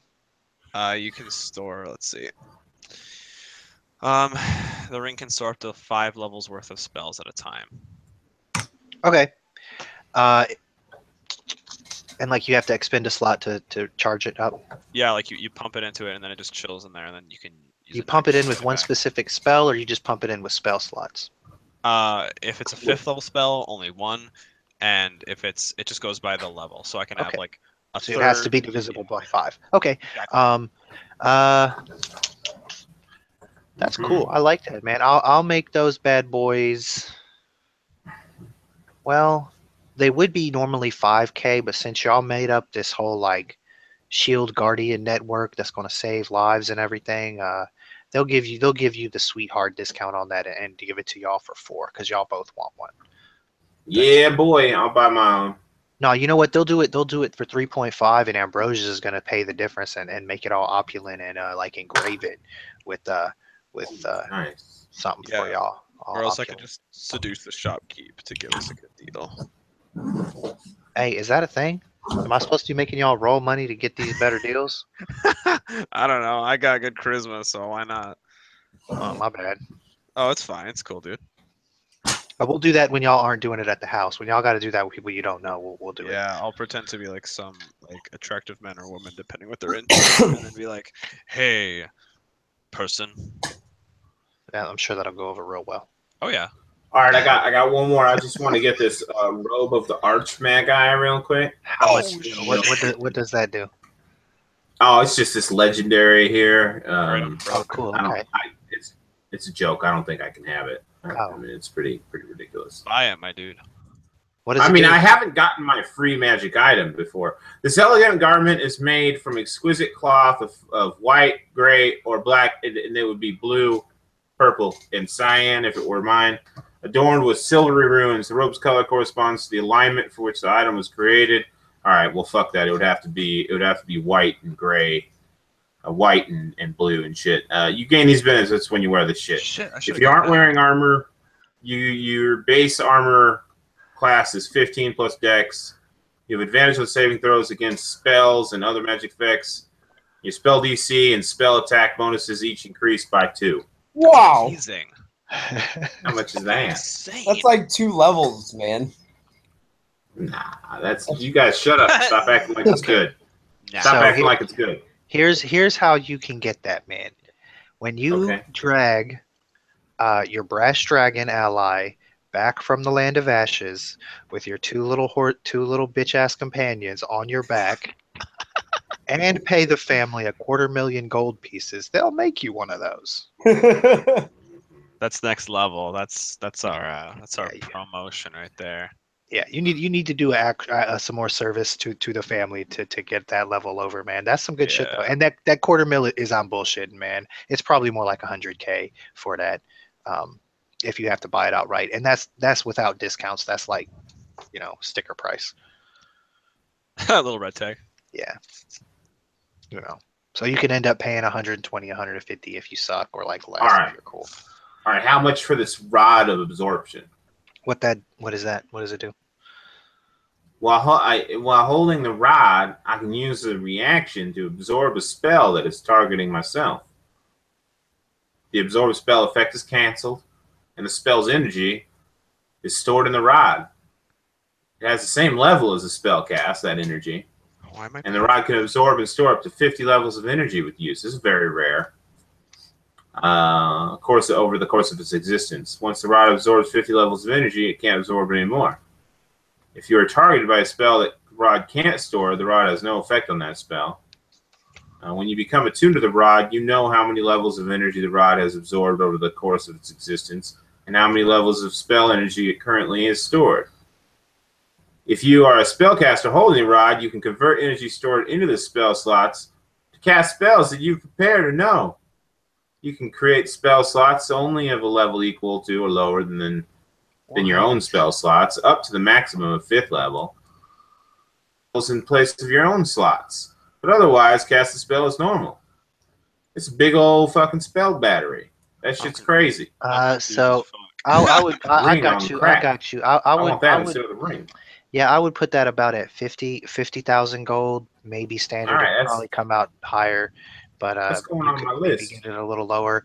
I would allow you to make an augmented version of that though, where you could absorb a spell level with this item. You couldn't turn it back into a power and use it for yourself, because that's what makes it so expensive. But what I would allow you to do is have like whatever item you wanted that absorbed that attack on you, and you could say, with your discount, you could say 800 gold per level absorbed in the item, and then once it absorbed its max, it's destroyed, and you can't absorb it anymore, or it's just no longer magical. I will let you do that, and it would be 1,000 for anybody who wanted to get that, to put that over, because that's cool, man. Hey, that's what's up. That's a way to put some money into something if you're looking for a way to spend money. It absorbs, so it's 800 per spell level that it can absorb. Yeah, so if you wanted to fucking absorb a 9th level spell, you pay 9,000 and minus 200 per level, because I gave you a discount, and boom shakalaka. When you get hit by that, you're like, haha, fuck you, and you're good. So up to 9, so is it like I could get hit by 3 third level spells or No, 1/4 and 1/5 level spell? Hey, if you have 50,000 gold and you wanted to get 50 levels worth on that item, go ahead, man. I don't know why you wouldn't just buy the cooler one that doesn't break, but go ahead. Then you can absorb a level 50 spell if someone casts it on you. Yeah, I'm gonna fucking get some absorption up in this bitch. I'll get let me see, I got 4,000 gold left.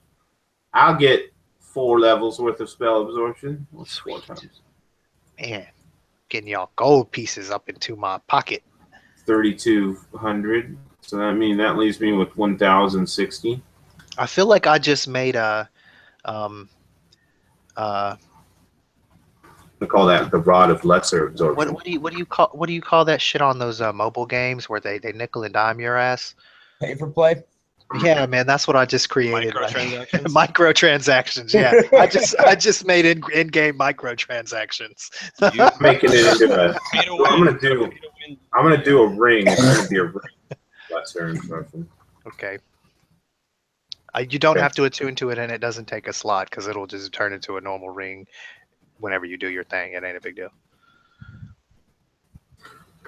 All right, 4 slots. I'm gonna act like that ain't a big deal. Really, it's just me trying to get your gold pieces. That's all that is. I'm gonna be honest about it.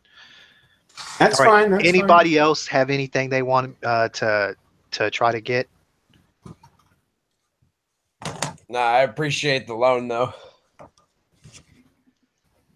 Oh, I'm sure I'll take it back in blood. From Shale. I'm sorry, y'all. What were y'all's real names again? I forgot. fine. Nick. And Mac. Thank y'all. No problem. All right, y'all want to take 5, and we'll come back and we'll get on the boat and we'll go. Sure. Or actually, we'll Hell just yeah, we'll get into the teleportation circle and go. no. Sure, somebody will take you over there. They won't come bring you back though if you go over there with them. We could figure out our own way back. There you go. There's boats.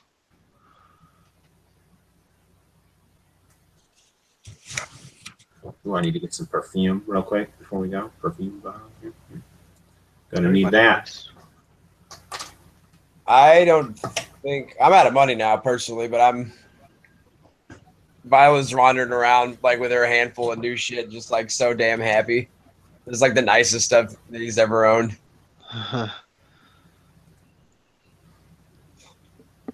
But I gotta go back to my house and get all my stuff, so I'll meet y'all at the boats. At the teleportation circle. At the Yes. proverbial boat. Yeah, there's no boats in. I'm gonna load my ring up with spells and then rest. Unfortunately, Wait, what? important. Oh, you got the ring of spell storing? Yes, I did. Okay, cool.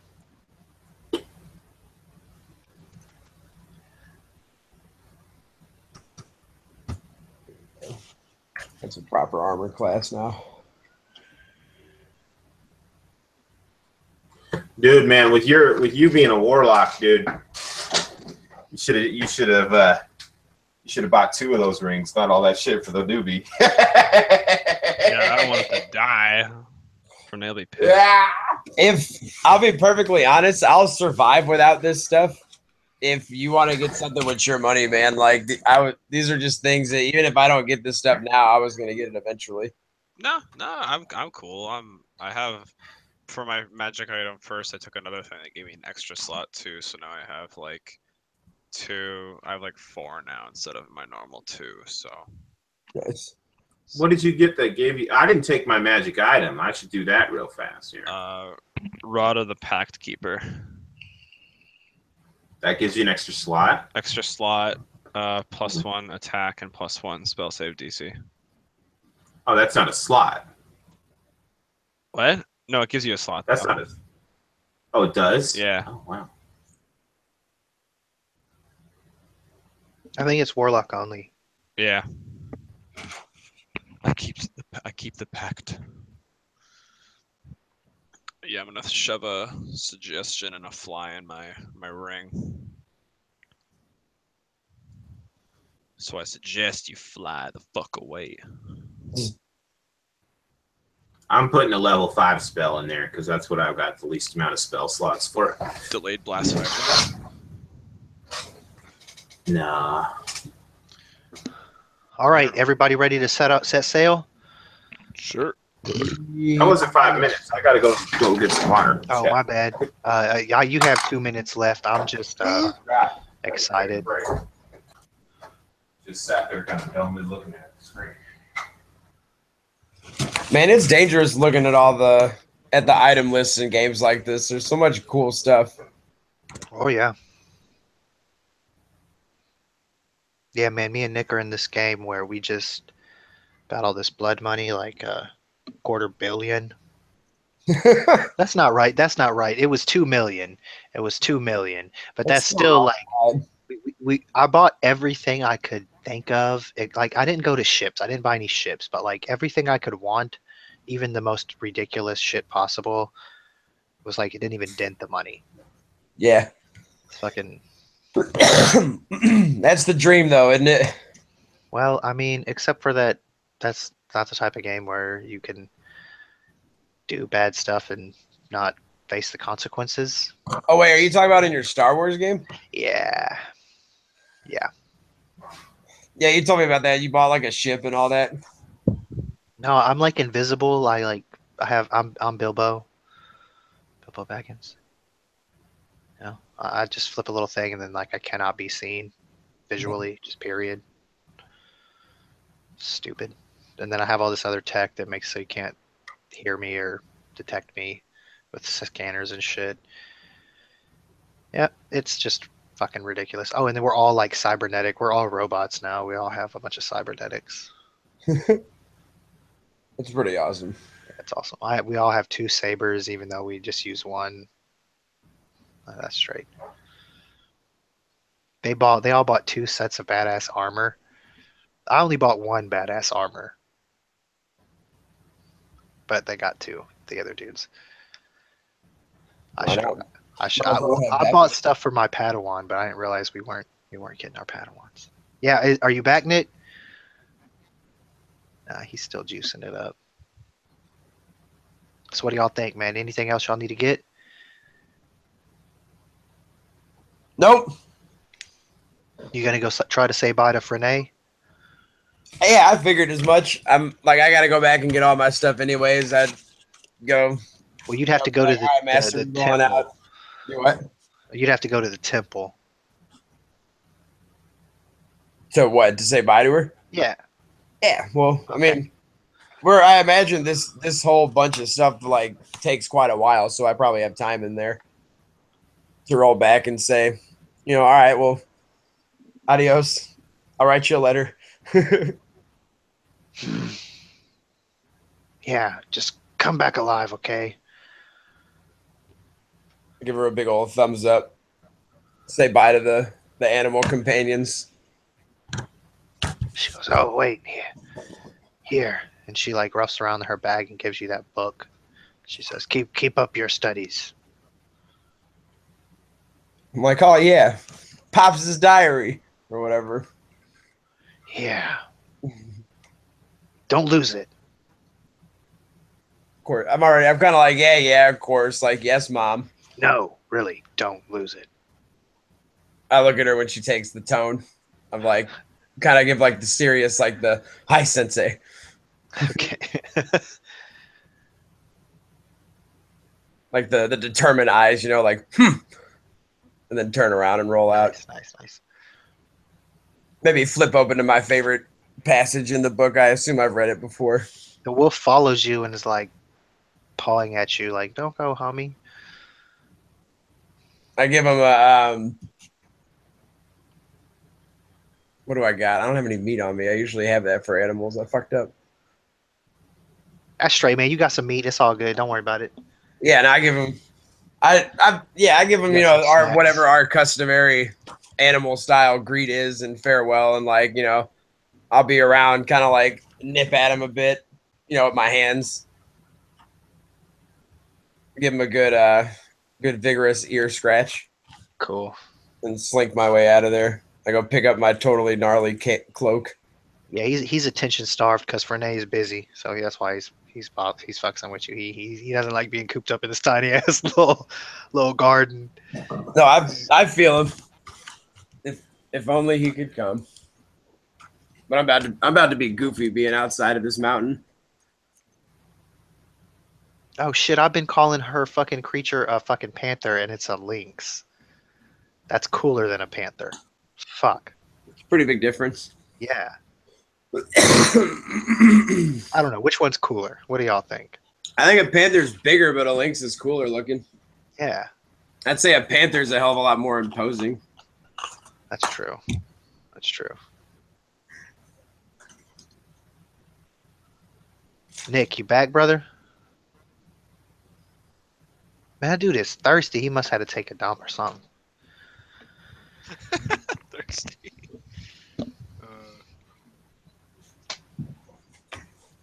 Yeah, I got a little while left. So I'm not gonna bounce, so I'll hang out for a little while longer. Can't go till like super late tonight. I fucking exhausted. Gotta work early.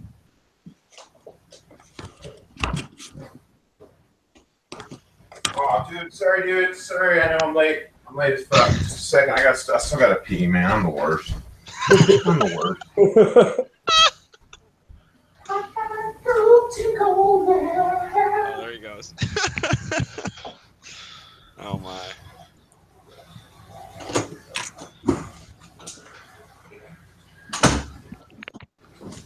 I don't want to pay for power.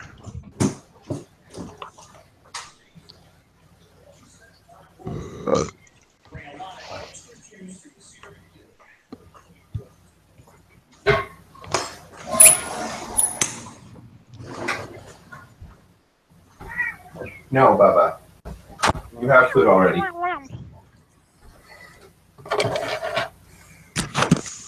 All right, dude. Sorry about that extended break action there.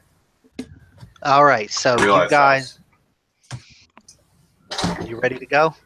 Yeah. Yes. All right, man. Where exactly in the Land of Ashes are you trying to get them to take you? I want to go directly to the mine if we can. Let's do it. Okay, so Pandal Smart is the one that's been sent to do this for you, and that guy. Yeah, he's the best person for this job. He says, are you sure, Malachi? That's a very dangerous location. I'm not sure that that's wise. That's well past the front lines. Yes, of course. And that, my friend, is why you are the steward and I am the made man. Yes, now get it done. Don't blame me if it doesn't work. It's probably warded. I'm telling you right now, it may not work. If we end up in the ocean, I'm blaming you. I imagine then you should go first, then, to just make sure, and then come on back and send us through. Yes, that'd be a good chat. No, I don't think so. Send him. He points at the Dragonborn. He looks dirty. I kind of look at him like, just not even realize that I should have been listening in the first place. Yeah, and this dude's like a tiny little opulent bitch ass nose, big ass nose. I think it's better that you go through. I'm not going. I'm just sending you. I'm not going. No, I think that you should go, my friend. We'll just make that an order, why don't we? You don't order me around. I'm Ambrosia's servant, not yours. He puts his hand on his hip like, what the fuck are you going to say? Well, my boy, one who serves the house serves all of the house. You don't know what my duties are. You're lucky I'm here to do this right now for you. You were supposed to take a boat. I do. But Ambrosia likes you, so she sent me down here. Currently, your duties are to go through the teleportation circle and make sure our arrival will go unmolested. I'm not going to do that. I'll make the circle. Okay. And he wanders off instead, gets to work. He's muttering curses at you in Gnomish the whole time.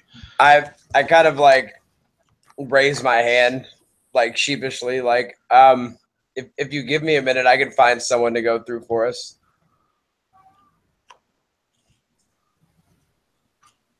Pandal Smart says, yes, it'll take 10 minutes to make the circle. All right, I wander off in search of a rat. How are you going to find that rat? Give me a D20. Give me a perception roll.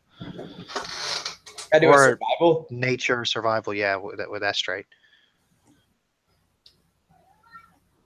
Yes. It's my familiar. You got to stop rolling with fucking advantage. You getting your hopes up there, buddy. I know. How do I turn it off, though? The button's not here like it is in the other game.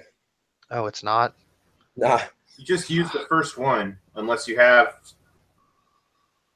advantage, and then you use both. I don't have advantage. Oh, okay, my bad. I don't like seeing it get wasting them good rolls. Is that +7 already added in? Yeah. Okay. Yeah, that sucks. You rolled a 3. You find a mouse. If you mouse over the number, it'll show you what happened. Yeah, you find a mouse. That's fine. You I see him cast- though, like you haven't caught his ass. He like ran into a hole. You think he's still back there though, like hiding behind it. You can like sense him with your druidic and monk-like powers. Oh, where is it? I cast, what is it? Friends with Animals? Very nice. And I'm just like, come here, mouse. I just need to borrow you for a second. I'll feed you. Okay, so do you have the description of that? Is it what I usually he's your friend now, or what's up with that? Like he's charmed? I'm looking for it. I'm reasonably sure he gets to make a wisdom save. Like it's a 15. I'm looking for it right now, though. I mean, it's a mouse. I don't think he has a snowball's chance in hell, but I guess we'll give it a shot, baby. I feel like this man should have a minus something. Yes. Well, what I really want to do is I eventually am going to cast. Oh shit! He ain't having none of your shit. This mouse said, "Fuck you." Oh, fuck that mouse. That shit is funny, man. Actually, I wanted to make it a -4, so I think I'm gonna make it a -4. Because what the hell, man? It's a mouse. What? Still beats him. Oh, he goes to the defender. Yep. Haha. Okay. Well, hey, this mouse is not having you, man. He's still hiding in this hole, or he runs off. That's fine. I don't need his fucking ass anyways. You Keep find looking. a cockroach. Yeah, it works. Any kind of animal, really, that'll listen to me. I don't know if a cockroach will listen to you, but there's a cockroach there. He seems more interested than the mouse. Okay, here we go. Wait. The spell lets you convince a beast that you mean it no harm. Choose a beast you can see within range. It must see and hear you. If the beast's intelligence is 4 or higher, it fails, yada, yada. Okay, wisdom spell or it's charmed. So, yeah, it fucked up. I'll just keep looking around for some sort of mammal or lizard until I'm called or until I find one. Oh, actually, you find a little bird, a tiny little bird, pretty quickly. Yeah, it works.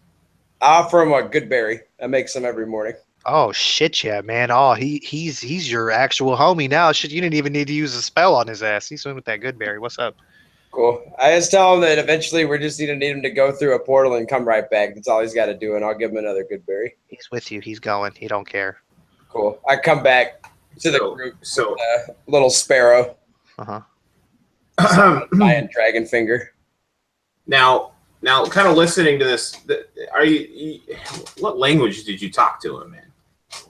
I also have speak with animals. Is it just like chirps and burps and? Yeah, animal language. Oh, you know what? That's actually funny because I know animal language. That's great. So I understand the conversation. Unbeknownst to you, this teleportation circle only goes one way, but Malachi isn't going to let you know that. Instead, he's going to. I wasn't gonna say anything either. That's why. Why do you think Pandal Smart's gonna just strut through that bitch? You tripping? Yeah, I was calling him. That's I'll come up and I'll say, "Oh, my boy, a feather, if you don't mind." Yes, I'm sure she could spare one. Yes, just a single plume.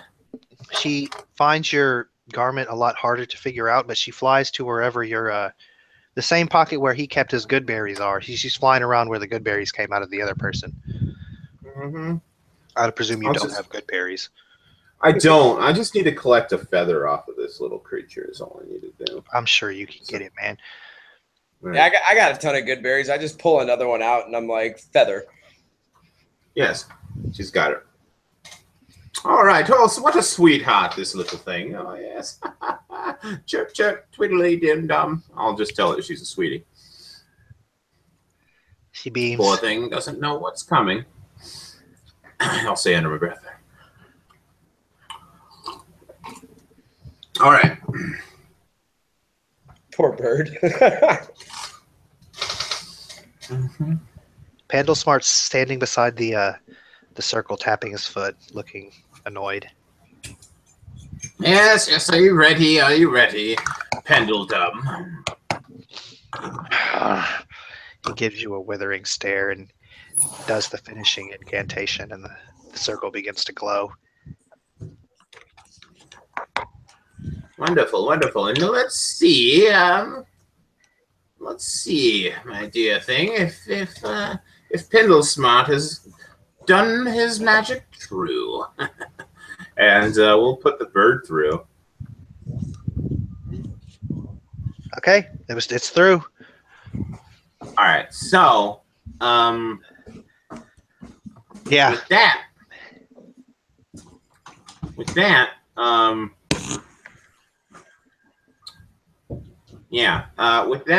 oh shit, I had to buy that shit too. Huh? Oh damn, I'm broke now. I only have 60 gold pieces. Okay, that's fine.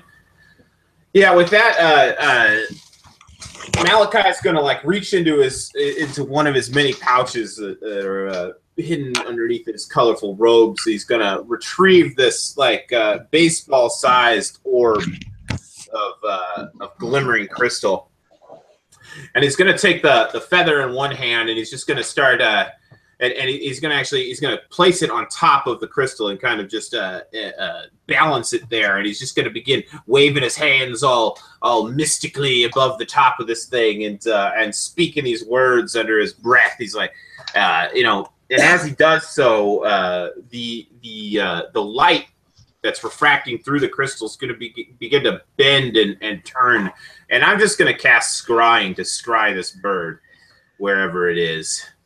Okay. Let's let Mac do it. Shale. That way, once you leave, they can be pissed off at you and talk shit. Huh? Roll me the D100 to see how close to the mine Pendlesmart was able to get y'all.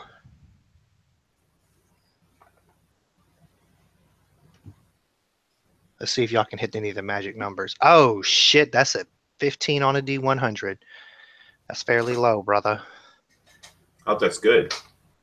It's kind of good actually for y'all, but only in certain ways, bad in others. All right, so cool beans, man. You start to scry on this bird, and you recognize immediately the land of ashes. The sky is hazy with dust and smoke from the volcano. The land is covered with the ash and dust. There's no one in sight except for the little bird tweeting around uncomfortably in the heat. And poor thing. Yep, and you can see the crevices and cracks of the land where the So I spent 2 years exploring these desiccated lands. Do I recognize? Can I like get my bearings based off of the landmarks around and kind of get an idea for where? The mine is quite close to this volcano that's erupting. Wonderful. Yeah. It seems like you're not a complete and utter failure, Mr. Pendledum. We'll be going now. He says, "I'm less of a failure than you." And he goes. Watch your tongue, boy, or I might have to take it. He's actually made, just BT dubs, but like you can totally talk like he's not. That's straight. I don't mind. I thought he was just a steward. He was, but he's since come up a little bit. Anyways, that's all fine, man. I mean, you can still talk shit to him. He's a bitch, but he's what's her name's bitch. So anyways, that's I'm gonna straight. kill him one of these days. Fair enough. I hope that shit happens because he is the most annoying gnome I've ever played. I played some bitch ass gnomes. All right, man. So y'all gonna go through the circle? Yep. All right. The whole team is in the land of ashes. It is as I described. The sky has a reddish hue from the overcast cloud of ash that hangs constantly over it. Oh, yes. We are here. It's time for high adventure, my friends. I put my hood up once we get out of the portal, and I let the bird get in the hood with me. And I give him like 2 good berries because, like, man, he ain't going back for a minute. You have never been to any place like this before, brother. This is the most hellish landscape you could imagine. Worse than even hell, because you imagine hell would have like just like some fire trees or something. This doesn't have a damn thing. I got my snout turned up. It's like poking out of my hood. I'm like trying to smell for signs of life nearby. like smelling for plants on the wind or anything like that. You don't even smell death, brother. Wow. You just smell nothing. It's I ate a good berry myself, like damn. cleansed. It's strange that anyone would fight over such a place. So where are we exactly, sirs? Well, my boy, we are in the land of ashes. We should be heading off, and then he'll kind of like spin around a bit until he sees the direction he intends to go. That way, and he'll point. You're headed to the east. Yep, and he starts moving. Starts to whistle a little bit of a tune under his breath there. Okay, what's the marching order here? And is there any particular things you're doing as you go along besides whistling? If we walk for more than like 15 or 20 minutes, I'll eventually pull out my drum. I have a small zombie drum, and I'll like just start playing little bits of music to myself. Oh yeah, Malachi will sing along if he can recognize the beat, or he'll just make up lyrics to go along with it. If you're already singing after a while, I'll probably just start playing along with you. Like I'll just, There he goes. Nice. Yeah, so Malachi will go. Bernard's going to be on patrol above, keeping an eye out for any kind of danger. Mm-hmm. And yeah, that's that. What about you, Shale? Are you still here, brother? Sorry. Blah, blah, blah, blah. You guys are in the lands of ashes. You're Yeah. having a little music parade as you march towards the mine. Okay. Oh, it's so stealthy. Oh wow, yeah, super. I'm also if the color palettes are the way they are, I'm straight up wearing like woodland camouflage colored shit. So So it's Christmas time, baby. Red and green. yeah, I got like a hempen cloak that's covering my backpack and my staff and my head, but it's all woodlandy green. Malachi doesn't travel with a backpack. So are we just like jamming out with tunes? Yeah, There's a drummer and a little Oh, yeah. singer. Okay, I'll be all edgy and shit and put darkness on us. So there's a musical cloud of darkness Yeah, uh, just terrifying. crossing the land. We can't see. Malachi stops when that happens because he can no longer see. I'll guide us. It's okay, I can see it. I got my rockin' new dark vision goggles. I'm happy to help. Nah, you can't see through Magical this darkness. darkness. Yeah. Oh, Malachi's not gonna. No. Mm-mm. Yeah, the land is fairly jagged. You know, like it'd be dangerous That's not. to cross. That's the not land. gonna work, my friend. Well, Okay. you could put it above you guys, like above your head, in case somebody was trying to scry like above you. You know, like from any location above your head, it would come out black. Sure, I'll do that. Okay. I'll stick it on I love this. my raven. Cool. Oh, And then God. you'll just keep him right above your head, and then you have Bernard chilling higher, watching the cloud and seeing if anything's going to approach it. Mhm. All right, and the musical parade continues as you cross the land of ashes. What time would y'all have set out in the morning? Oh, maybe the crack of 10 or so. Nice and got to sleep in a bit. Okay, so it's past midday in the land of ashes then. Well, presumably.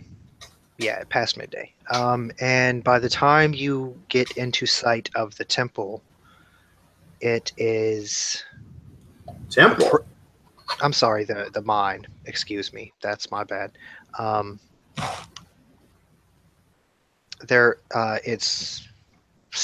It's approaching evening, maybe an hour or two by your reckoning until evening.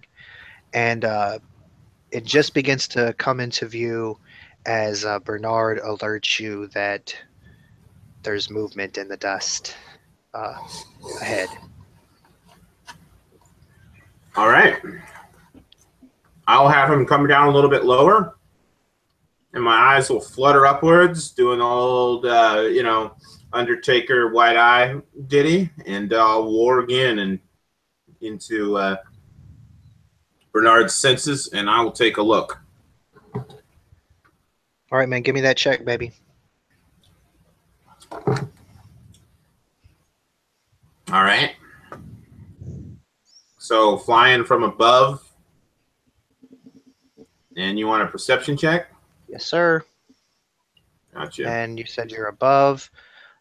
Just let me know any other type of descriptions you have for to go along with that check. What you might be looking for, etc. Where you're looking at all of that.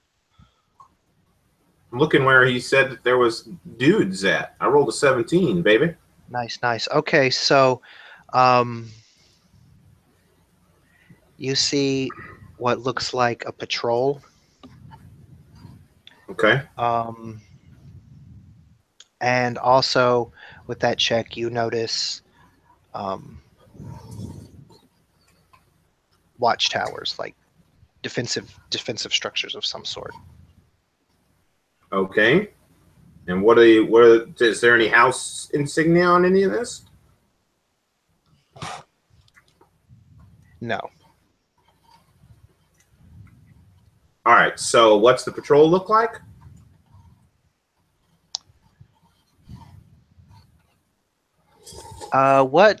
Give me an insight.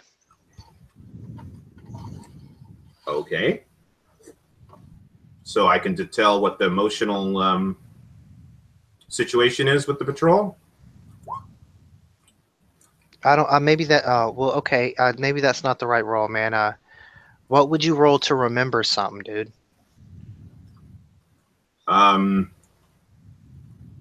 I don't know. Maybe an intelligence check. I mean, insight is I don't off know how intelligence, right?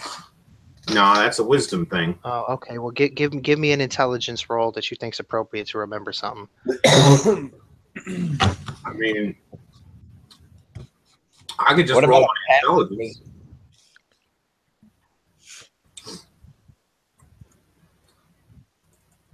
I mean, I am a fucking like the smartest motherfucker in the world, basically. But let's see. Oh yeah, okay.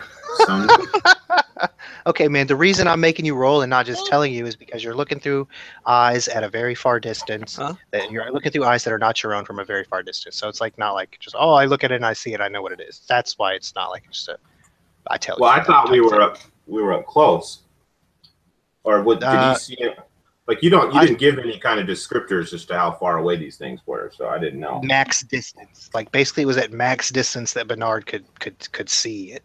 So it's still a very good distance from you guys. Like they're trying to keep you from just walking into an ambush, right? Like if you want to be close, you can be close. But I was trying to be gracious and say you guys weren't close. Your call, man. If you want to be close, I'll tell you what the fuck you see, and then we'll roll initiative, and you can get no advantages. All right, so I don't see anything then. I just see a patrol. No, man, you definitely see a patrol. And even with that shitty thing, you can tell like what direction they're moving and approximate number of them. It looks like there's between 2 and 4 individuals in the patrol, and they're moving in a southern direction, crossing the path you guys are about to go along. Because you know that role was to make a discerning stuff at a distance. That stuff is easy to see. Okay. So the 17 perception got me like it's a patrol and it's moving from right to left. Yeah, and it also got you the defensive structures a little bit further on, closer to the mine. All right, cool. There's 2 of them that you saw. All right. I will. Let me see here. All right, since that didn't work out very well, let's see. I hate to just drain myself of all my magic before we get into the shit, but since my bird is fucking useless, let's go ahead and find an arcane eye and get that fucker rocking. Let's see. If you're just trying to get a closer look, I can change into an animal, a small animal. Oh, yes, my boy. Go. Oh, okay.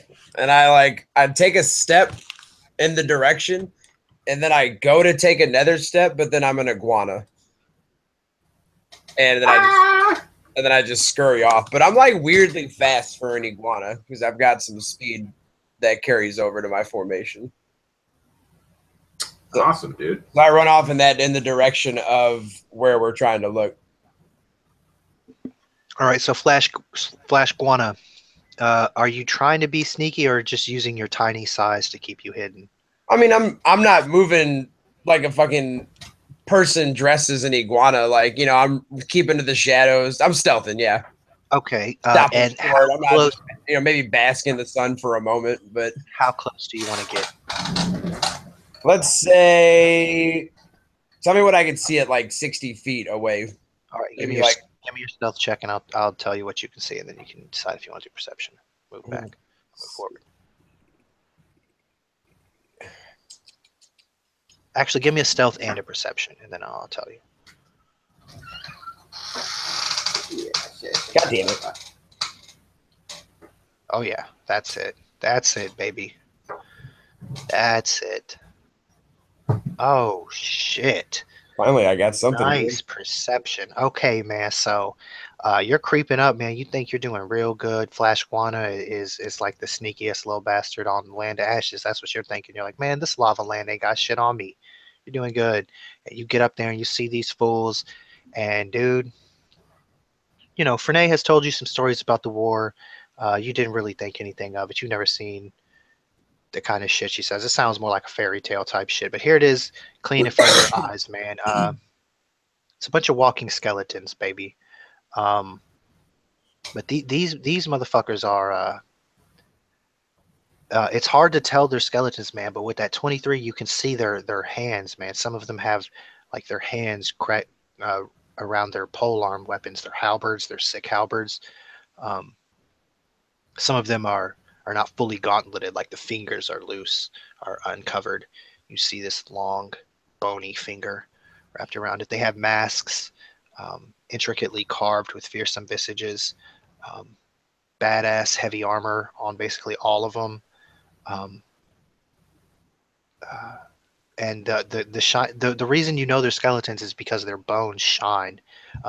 Their armor is frightening and dirty and black and terrifying, but their bones gleam with an unholy radiance, and you could just see it up so close.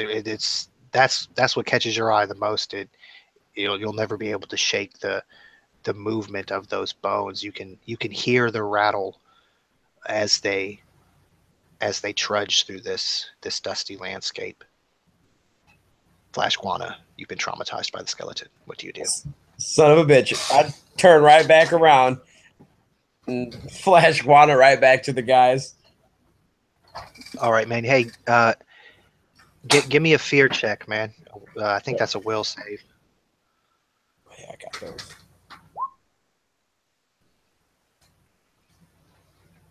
Okay, Nice. so you're petrified in terror for a moment, Flash Guana,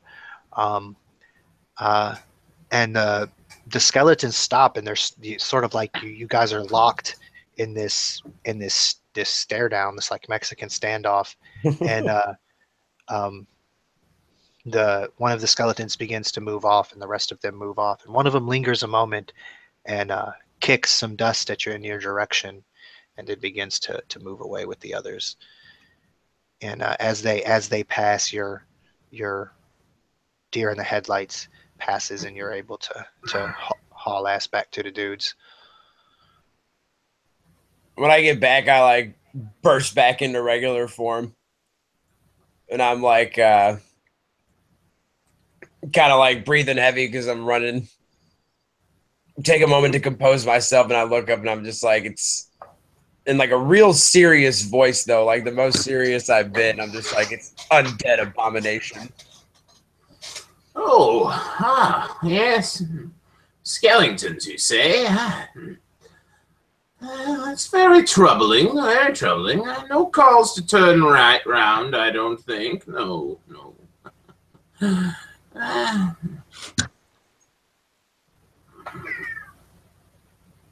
Yes, Bernard, be quiet.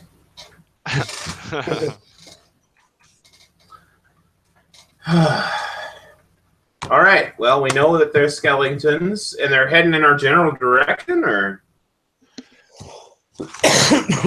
What direction did they wander off They're in relation to where I just came from? They're moving off towards the south. You guys are still heading east. I relay that. all right. Well, let us carry on then. Yes. I've got a thing or two in my pouch that could deal with a skeleton. No worry, my boy. No worry. I'm probably smiling when you say that at the idea of killing these things. Because like I've never seen anything like this before. I wanna mess with it. Like I wanna fight it. I wanna see what makes it Yes. like that's the kind of stuff that like this is like a super evil undead thing, right? Oh, yes. Yeah, that sounds awesome. But like terrifying, but like also I can't not get a better look at it while I can. So if we're gonna kill it, we should kill it. Perhaps, or yes, it sounds quite nice to me.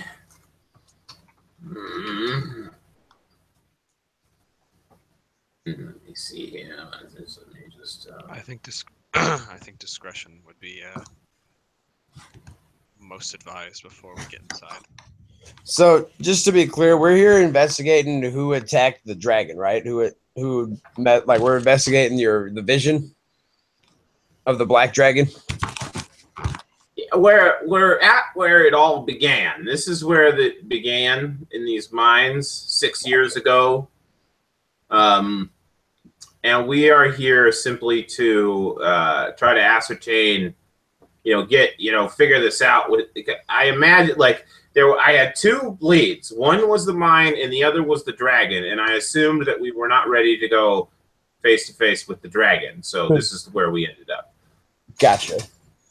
Do you think these unholy things have anything to do with our goal? And that's back in character. I'm pretty sure that this. I imagine House Irritan does deploy the undead rather liberally, and we are currently at war with them, my boy. So I imagine that they have retaken the mines.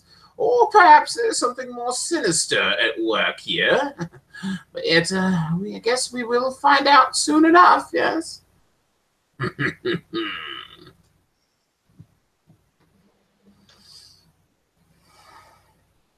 Okay, so you dudes continue past the patrol, and you come up within sight, as far away as you. I would presume you would stop as far away as you would think would be, minimum safe distance from the. What you can now see are lookout towers, and now you can see a third one off far away. Well, if you're using your bird, you can see another one sort of rigging this mine. Now, now that we're a bit closer, are there any is there any house regalia on any of this? No. All right. Well, yeah, let's get in that mine. Let's go for it. To the cave. Looks like we lost Mac. That's not good. Mac Daddy is okay, so guys, roll me a perception. Oh shit! Did you see that message he left there? And Yeah, I did. oh, okay. Dude, I gotta turn off this crap. It's robbing me of all my good rolls. I know, dude. I told you to turn it off. I gotta figure out how. I don't know why it's doing it. All right, I can tell you how. So that's 16 straight up. Oh wait, I found your it. Character. There you go. Okay, so we got a 6 and a 16. All right, man. Malachi, you may have seen out of peripheral vision some movement in the watchtowers, but you continue on. You make it to the mine unmolested or unassaulted, and there before you is a fairly simple mine entrance. There's two ramshackle buildings. One's super tiny, shed size, and the other one is rather large. Um, the large one is to the south, to the right of the entrance. And there in the hillside is this entrance you know to be the mine. All right. Yeah. That sounds like smart to just go right on in there, and that's exactly what my 20 intelligence character is going to do.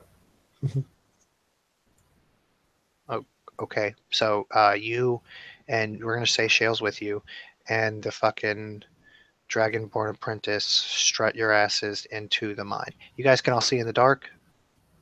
Yeah. I believe I can. I think. Okay. I think gnomes You can, don't can't see. they? Yeah, you don't see in color, but you have dark vision, so you're fine. I Mhm. think his glasses allow him to see like normally in darkness, so that's pretty cool. You got those glasses, right? Or no? Yeah. Okay. Well, it just says it as if you have dark vision. Oh, so you're seeing in black and white too, but you can't see the walls. You're not going to trip on a fucking rock and break your face, so that's cool. Yeah, I got 60 feet dark vision. Yeah. Okay. Good. You guys,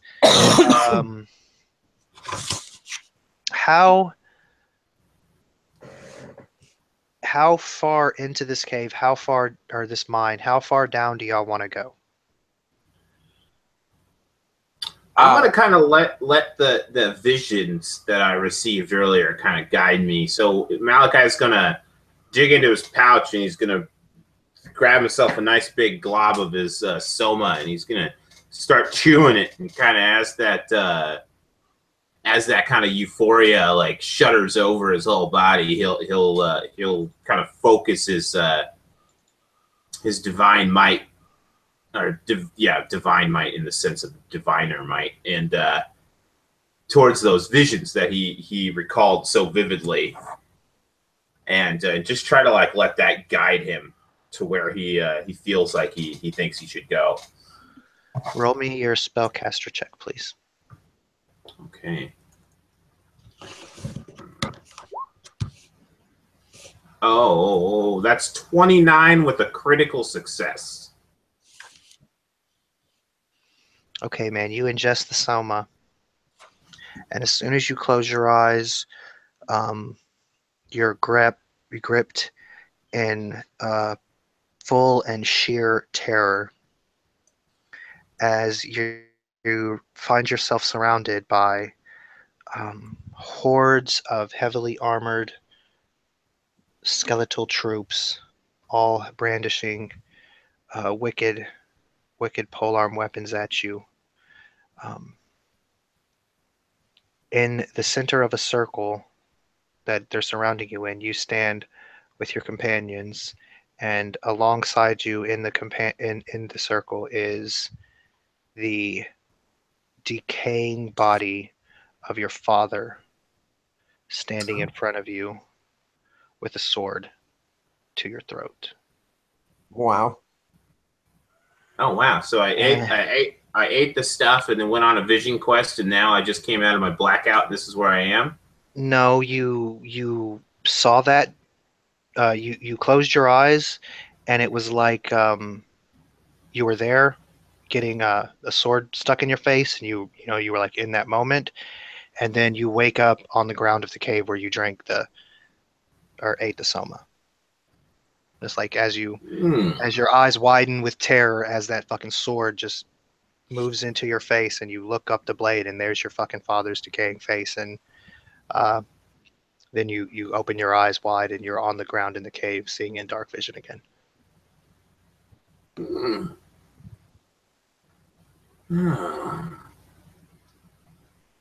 I believe it was that way. I don't know what to do, man. None of this makes any sense. I have no fucking clue what I'm doing. Oh shit! Because that kind of sounds like we shouldn't go in here. But that's the only thing I could think of to do, so I'm going to keep going. I mean, maybe it's a warning that your father's in danger. Yeah, that's what it sounds like. definitely. Dad's in danger. So I'm going to, so you would see, like, all the color would be like kind of drained out of his face. His eyes would be kind of watery and unfocused. His pupils fucking humongous, which that part I guess is normal because we're in the dark. And I guess you can't see the color, so you can't see all of the blue fucking drool coming out of his fucking mouth and sullying his beard. But I mean, you could tell that he's drooling. And then he would kind of stand up, kind of woozily. He'd say, "Oh my, that was quite the bender." I offer you some water, and I'm like, what just happened? What did you just do? Oh my boy, I never did properly introduce myself. I am of the divination corps. I'm a seer. I received the gift from my mother. I can see far, and sometimes even across the Gulf of Time itself. I have just received a vision, most dire, in fact. It seems an unspeakable evil, even, has trespassed upon this world and has perhaps even entered it from this very mouth, as he kind of points towards the cave mouth behind us. Says, I know not if our death looms below, though I must say my curiosity is not yet sated. Well, let's hunt this evil. I didn't hear that. Sorry. I said, well, then let's hunt this evil. Ah, I'm not very good. I'm not understanding the full gravity of your reaction. He's not really letting on the full gravity, unfortunately. Yeah. Good. Yeah. So I'm just kind of like, yeah, this sounds Okay. fun. Let's go dig in a cave. Like, all right, awesome.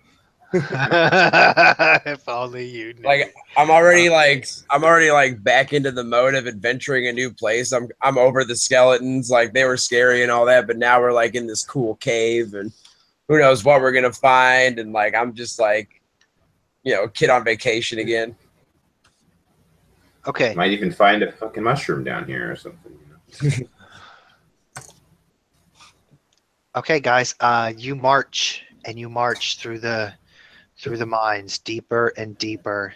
When you end up on the wrong path, you find a dead end. You march back to the main route, and you find it again, and you go deeper and deeper. Deep into the night, you march, never encountering anything, never encountering any traps. Just the mines, just the cart track along the path. Sometimes veering off, but never ending. Deeper and deeper, you feel the pressure of the earth building around you as you go deeper. Sorry. You're fine. As you continue, the hours grow longer as your energy wanes, and the temperature begins to rise.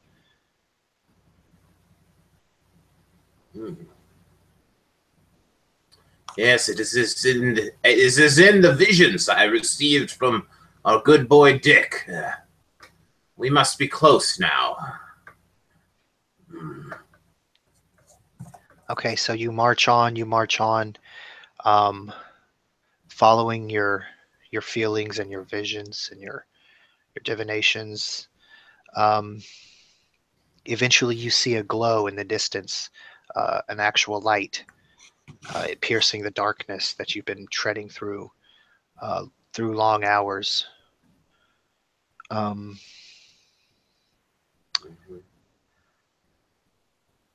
As you approach the light, Malachi, you recognize it as the cave entrance. And as you look down upon the river of lava,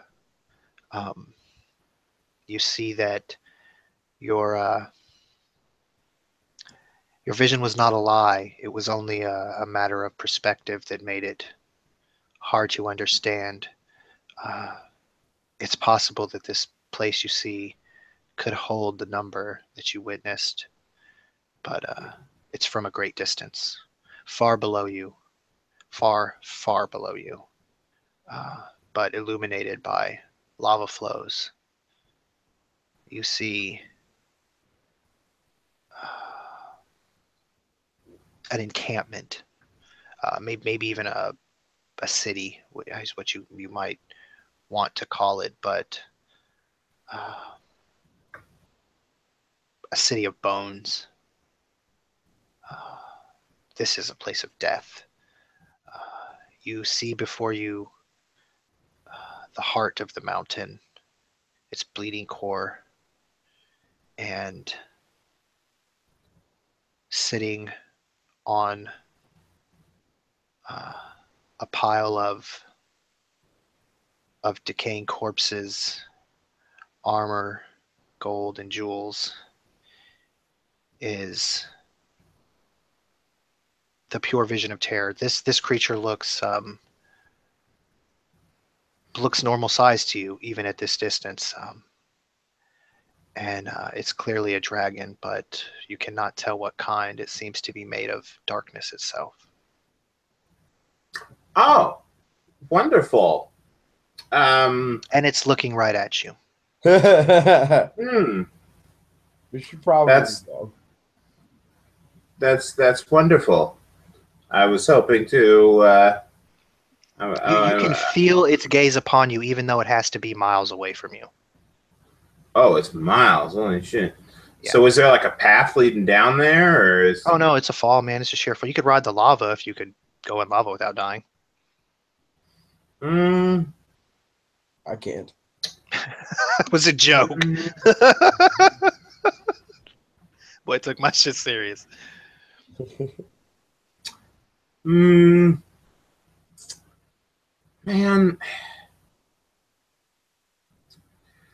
Dang it. I was hoping to get into some fucking shit here, but this Y'all is roll over me a our pay grade. perception.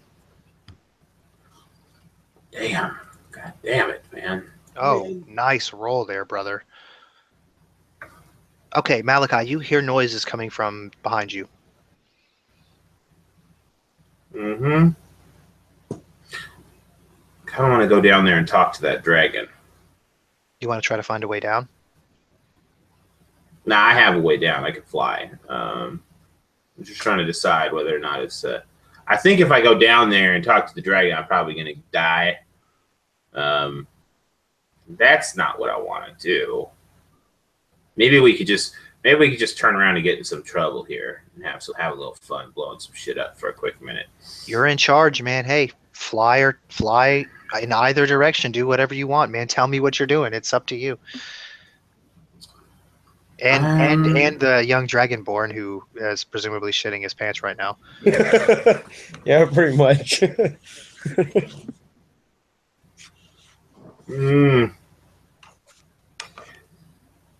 All right, so Malachi will kind of like looking down at this dragon across this grand gulf, you know, with like the heat mirage coming up all around him. He'll look down and as he hears the approaching, you know, footsteps of whatever comes this way, he'll look back down and he'll say, "Another day, then." And he'll turn and say, "Come now, boy." And I said, "There is danger afoot," and that's a bit of an understatement of the century. As you say, and I'll turn back. Go ahead. Yeah. I'm gonna turn back towards the way I came and try to get out of the view of that dragon. Okay, so as you turn out of view and you head back down the tunnel, as you say the word danger, you hear a roar that I'm gonna need everybody to make a fear check on that. It shakes the walls around you. It makes new lava flows open up in the area. It's fucking terrifying. And if as you turn, you see the skeletal forces begin to move down there in the distance, like a fucking. So I got a 22.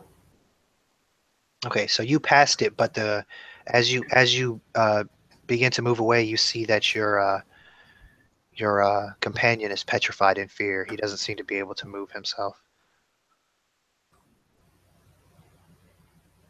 All right. And I heard people coming up from the way that we had just come. Well, you heard. But now they're stirring down below, or what? Well, I mean, those guys are far away. It's not like they can fly up here, and even if they could, it would take a while for them to cross the distance. But you heard There something. isn't any way to get here by foot. You said it was a sheer drop off into this. Right. The giant army and the dragon presumably can't get to you. Right. They have to have some other kind of way to get out. Right. But you heard, you did hear something coming from where you came from, like behind you in this tunnel. All right. And the Dragonborn ain't moving. Right. He's staring at the down below, and when you were like, come, he didn't move. And as you started to move away, he still did not move. Sounds about right. So what are you thinking, man? What's going through your head, Vila, as you stare at this and you're petrified with fear? So I've been reading this book, right? I've had this handwritten book by the first guy that raised me when I was real little for a real long time. And then whenever the family found me, they took it, and it's some of the other stuff they found with it. But like, it's always been around, and I've been able to read it, and in it are definitely all kinds of stories. It's written in Draconic, right? It's like a bunch of like notes on the various oral histories of the Dragonborns and of dragons and stuff, as if like somebody just wanted to write them down so they themselves didn't forget. And I always read about these like terrible legendary ass dragons being around, and I just like the skeletons, like I just thought they were straight up like fairy tales. But like, you hear about people running into hordes of the undead, so that was more of like, that was crazy, but it was within the realm of reason. Like, this is unreasonable that this dragon is seriously sitting here. Like, this is something that isn't supposed to exist. It's like the musings of a crazy old man. But here it is, leading a horde of freaking skeletons.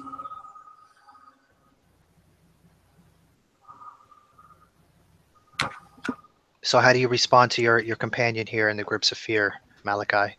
Oh, sorry.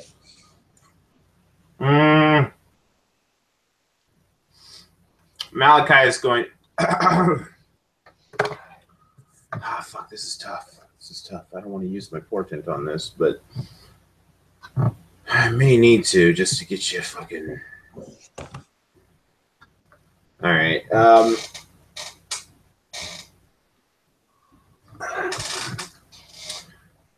Malachi is going to reach into his pouch. He's going to grab a bit of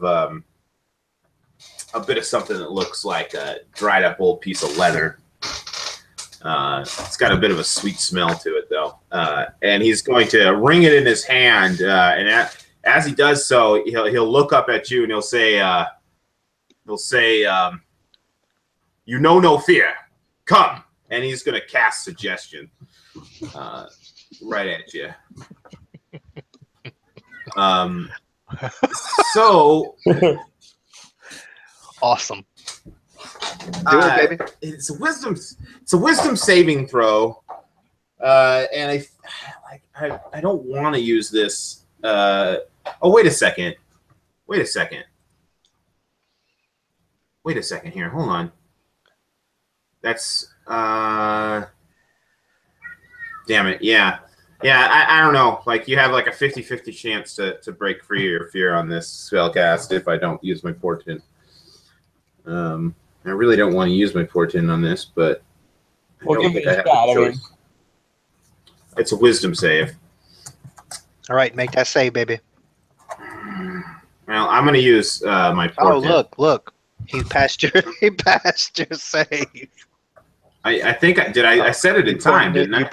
No, you're fine, man. You had already said you were thinking about it. Okay, so you poured it into his ass. Okay, so you all of a sudden you don't seem afraid, man. It worked. I kind of blink a few times and remember, oh yeah, we're here to do something, and turn around looking for Malachi. Then I see him, obviously annoyed, and I'm kind of like put my head down a bit and scurry on. He's kind of annoyed. You're under the effects of suggestion right now, so You just follow me without thought or remorse. Minion. Savage. I also am going to at this time I'm going to access the power of my necklace and summon forth the shield guardian. Oh shit. Okay. The super legit. All right, man. So here's what goes down. And y'all can go ahead and roll y'all initiative. As you're making your way down this tunnel, your brain-controlled minion, I mean Ben, traveling politely behind you. Around the corner comes a group of skeletons. We'll say that's for sure, man. At first glance, it's definitely a bunch of skeletons. But remember when you encountered House Enteritis' skeletons in episode 1? Mm-hmm. These look way different. Oh, Like, noticeably different. Not just in what their garb is, but the skeletons themselves look really different. Like, those ones were kind of gnarly and, like, grotesque. These are like works of art somehow. So I'm just gonna tell you that, Malachi, because you know you got the intelligence. You saw them with your own fucking eyes, and now here these dudes are right in front of your fucking face. Boom, you see that, and at the same time, appearing right wherever you want it to be, is that shield guardian, a golem of House Imperium, and as it appears with a superhero landing Hulk style, wherever you put it, you hear a scream, an otherworldly scream. It sounds like imagine what a ghost would sound like when it was hurting, and it begins to echo throughout the entire cave system and presumably down into the heart of the mountain. All right, so some kind of crazy scream, like a banshee's wail. Yeah. All right. And I posted my initiative there for you.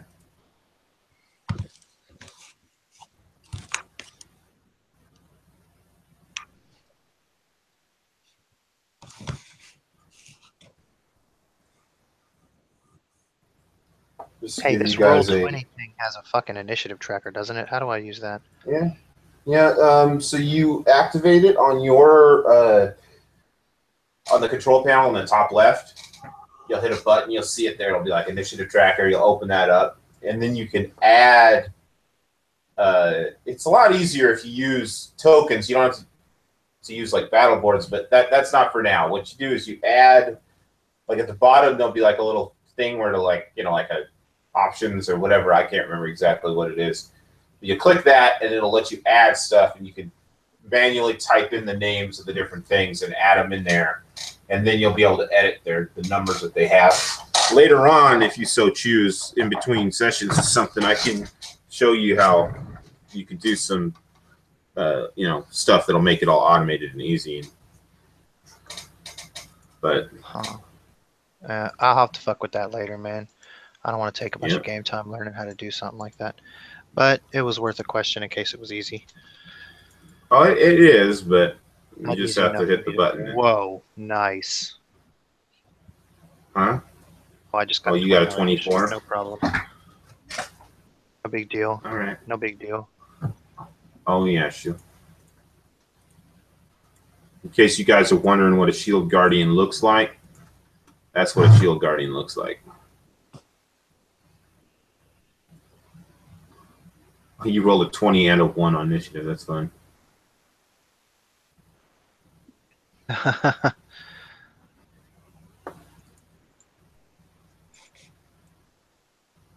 Sweet.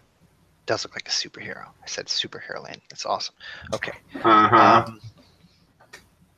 They're pretty badass. They're like gold mechs.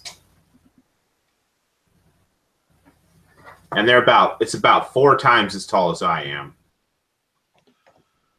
So it's like Or more than that, probably. almost filling the room in size. Yeah, it's fucking humongous. Okay, so let me see. We got. And then it would just be in between myself and my companion and the assailants. Okay. As far as where it lands. What's that big boy doing? Mm-hmm. All right, so you hear a terrifying voice, and it says, "Get them!" And it's Ben's turn, or Vila's turn. Thank you. He goes for you? Holy shit! All right. Awesome. I see all this stuff splayed before me, and it's all kinds of crazy and fantastic and wonderful stuff. But my instincts kick in, my training, and all I see is battle. And battle is something I know, so I kind of put my foot down. I put one hand on my hood, and I reach under my cloak with the other hand and get a good grip on my staff. And I kind of pull both down at the same time. And the cloak is just out of the way now, and I got my totally badass staff, which is a basically just like a 3.5 foot long dragon femur with some nice with some like some wood of various kinds, like magically woven around the shaft and the head with all kinds of all kinds of little carvings of various lizards and things. Like I carved it into it myself because I don't have much respect for ancient things, but this staff is very, very old. I don't really know where it came from. But yeah, so that I whipped that out, and I in the same movement, like I got my bag of holding on like my hip, right, and I just stuffed my cloak right into it, so it's just in there. And I like tap the end of the staff on the ground, and it kind of this energy kind of seems to little yellow bits of energy kind of go from the ground and into it, and I cast Shalala. So now it's all super powered. Nice. And that's about all I got for the moment. I'm gonna, what do you call it?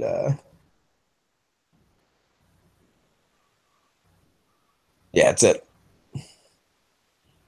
I had to take all that stuff off, so I got no movement speed now.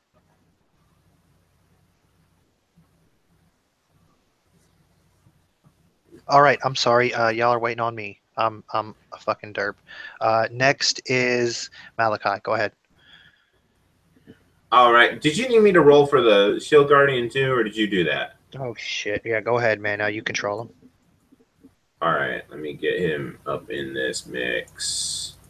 Hold on. I'm just opening up his thing right now. Got it. I've got it. What's his dexterity? He has a dex of 8, so he'll get -1 on his initiative roll. You know what, dude? Why don't I'm gonna give you no, never mind. Let's not pull punches. I'll kill y'all asses. That's fine. So he goes on 7. Okay. All right, yeah. Malachi's gonna fucking reach into his pouch, man. He's gonna pull out this bit of fucking like like yellow kind of dusty, wet, kind of like wet sand, kind of clay. It's like it's fucking bat guano mixed with the sulfur. It's gonna ball that shit up, man, and it's gonna start blowing into his hand like you would to ignite like a cinder. You know, when you had a spark and you were just trying to coax it into flame. And sure enough, man, as he does that, start to see little sparks fly out of his hands, and then it grows into a glow, and then he fucking hauls his hand back the whole while. As he hauls his hand back, he fucking like a pitcher. He starts to incant, and man, I'm gonna fucking hurl this fucking purple ass fucking fireball straight through the legs of my golem, and hit behind the line of skeletons and blow them bitches up.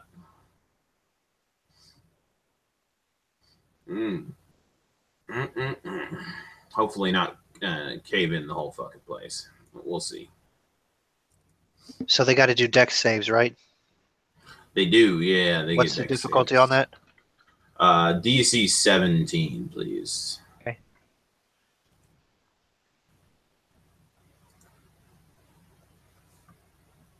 And I'm gonna do that shit as a level 5 fucking spell. So it's a big fucking fireball. Awesome.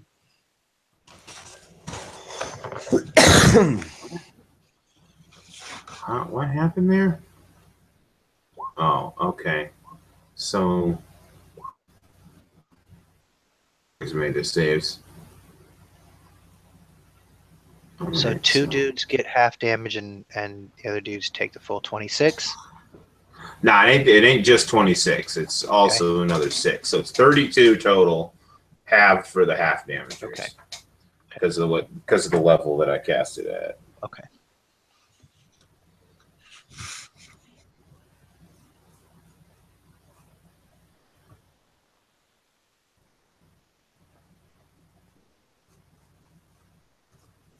All right. Is that it for your turn, brother?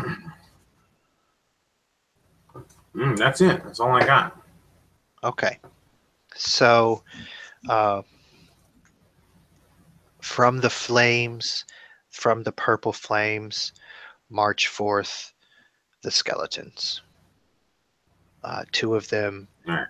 step through it, their armor burning with purple fire, their bones beginning to crack and sizzle as they burn. They approach the shield guardian and attack with halberds.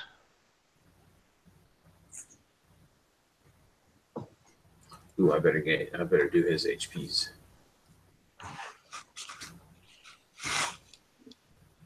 All right, 17 versus 17 AC.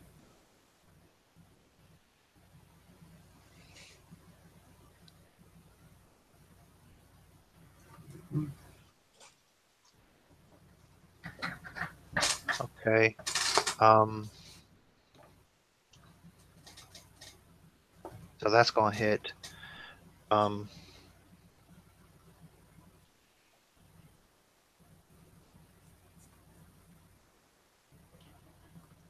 Wait, that's too high. That's not right. I did my math wrong. Yeah, I did my math wrong. What's the fucking AC?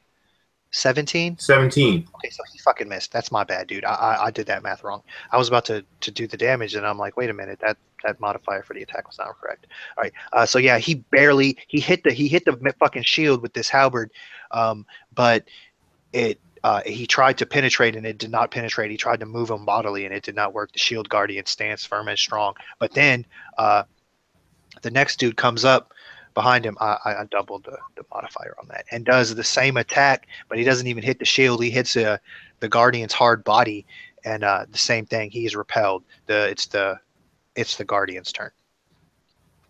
Oh yeah, all right. Well, he's going fucking like bring both his hands up and just fucking smash down on these motherfuckers. So there's two of them that approached.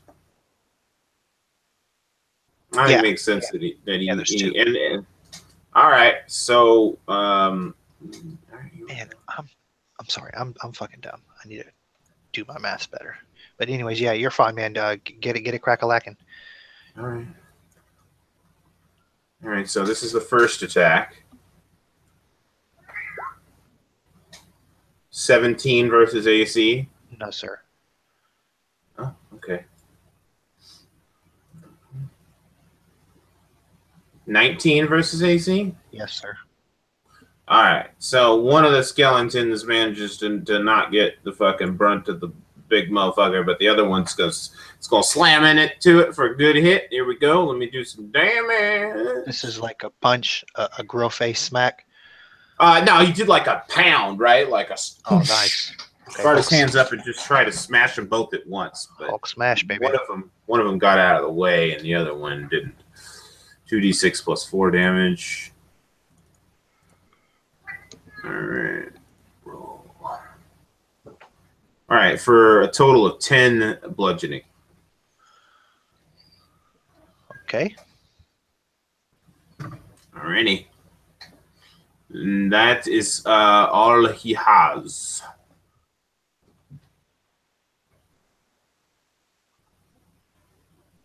He's a cool dude. He's a cool dude, but And then another skeleton approaches and attacks the shield guy as well. all right. I've got to feed my cat. I think that dude's gonna get a hit on his ass. I got a hit. All Right? That'll hit, right? Yeah, 17. So he hits him for 12 damage Okay. with the slashing of the halberd. All right. Yeah. Takes a chip out of him. He's down to 130. Oh wow, that guy's beefy. Okay. He is called a sheet guard. He can barely do any damage. He can shield like a motherfucker, and he's taking up a lot of space. So that's true. He's pretty much body blocking you guys pretty well. So the guy, it goes back around now. We're back at the top of the round, and you hear that voice starting to chant in Arcana behind you. I'm coming, Boosh. And it is Vila's turn. All right. How big is this cave? It's like how can I get around the guardian to the back of these guys, or can I get up to them to melee range at all, or is he pretty much just in the way? You can get past them. I mean, you get attacks of opportunity when you move past fools in 5e, right? Like they can take a bonus action to attack you. How tall is this guy? Hey, he's to the top, man. He goes to the top, but there's room to the side of him to get past. But if you go past him, you can get beside him. But if you go past him, you might get attacked by the skeletons. Can I get directly on the side of the skeletons? Is there enough room for that? You might get attacked by at least one if you tried that. But yes, there's room. Yeah, that's fine. I'm gonna do a little hop skip over there to the side of the wall to try to position myself where they're all in a line in front of me. And I got my staff at the ready if this fool wants to try to attack me. All right. And then We'll say because you did the hop skip to the side that you stayed far enough back to avoid that. You came around because you got fair move speed on you. I think you're probably in range for that. So once I get there, I kind of my head goes way back, like big serpentine neck. Like when I'm moving around, it's obvious I'm just like slouching all the time because like he's way longer than he was looking when you're just walking around the enclave and all that. And his neck just goes way back and he makes like a sort of bark. And when he does, there's just a huge blast of white light that pops directly out in front of his face. Not that it hits anything. God damn it. That 8 is your to hit? No, that's I don't know what the hell that 8 is. That's the damage, actually. The to hit is they gotta do a dex save of 14. Oh, okay. I don't know why that didn't pop out with it.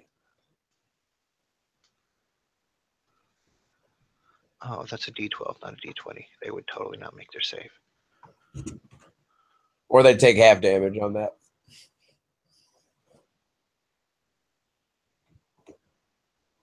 I don't know what the hell this thing put out. Hold on a second.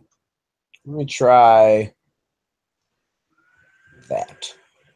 That looks better. There you go. Okay, yeah, that does look better. All right, that's a bet. I got you marked down, homie. And that's I'm gonna use my after the light settles down, I snap my mouth shut and I go into a defensive stance. And I tap into my monk training. And so I don't have a thing to pop up for it, but I'm using patient defense, which lets me take the dodge action as my bonus action. Okay. So you do that? Yeah, Take your bonus action, get dodge. Okay, that's a bet. it costs 1 key, so All right, so the next turn. and it will go to Malachi.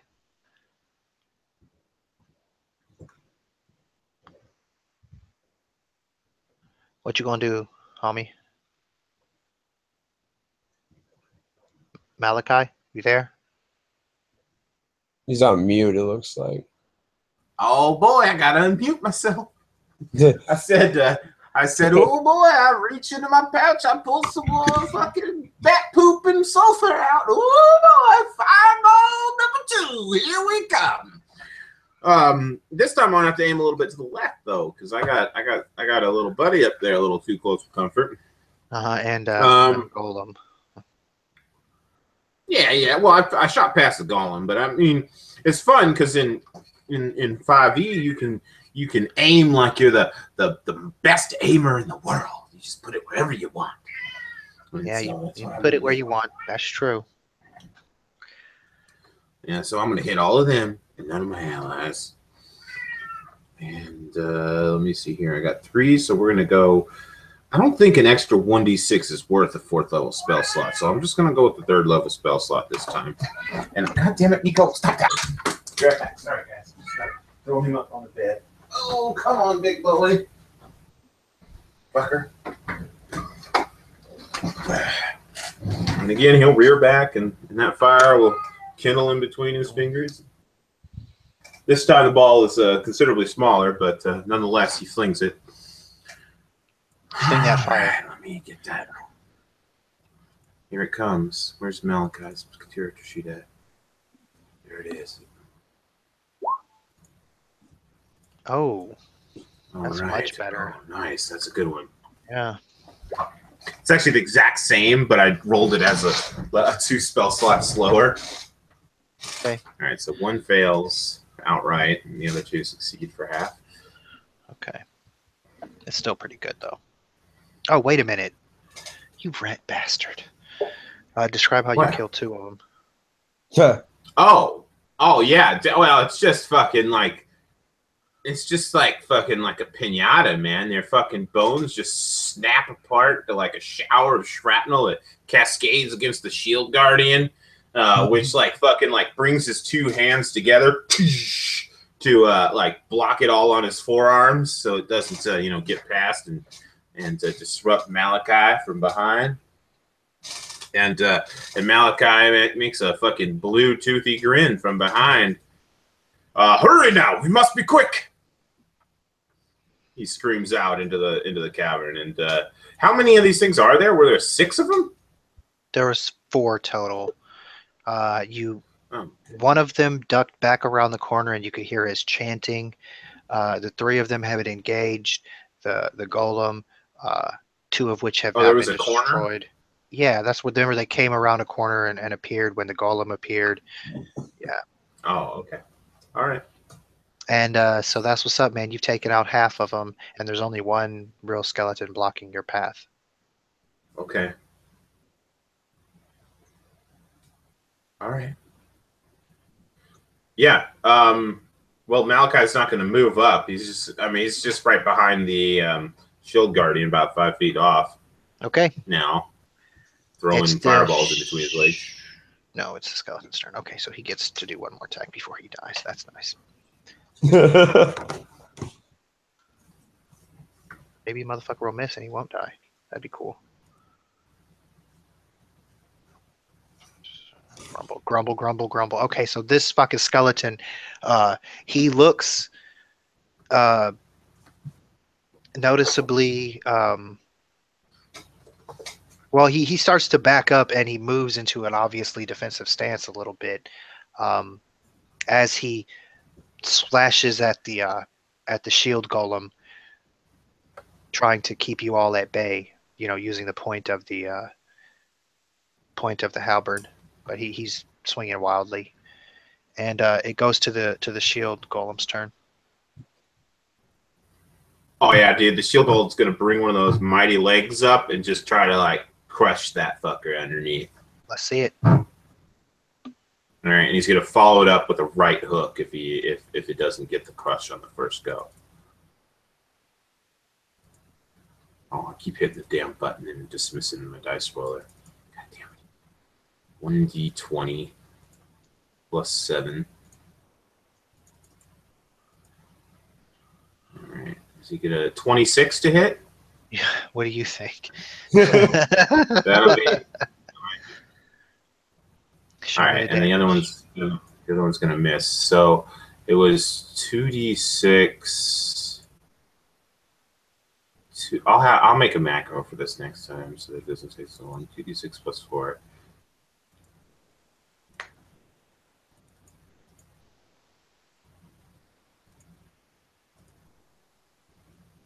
$11.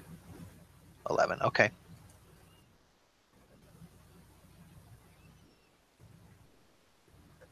Yeah. He takes a massive blow as he tries to parry it with his halberd. The slam comes down, and he takes the blow. He tries to stop it with the halberd. It does not break under the weight, and it hits against his chest and his armor like he's a weightlifter, in a competition. And he crouches down, absorbing the blow, but then he pushes back up, throwing the shield guardian's arms back as he's ready to keep battling. Oh, okay. Good for him. Fucker. All right. I missed with the second attack, so. Oh yeah, good. Thank God. Or thank Nerul or Vecna, whichever one would be more appropriate. And so fucking as the skeleton sort of raises himself back up, you hear stepping foots drown out the sound of that chanting as a fresh group of skeletons rounds the corner. Reinforcements have arrived. Okay. So I'm going to roll 2 extra initiatives.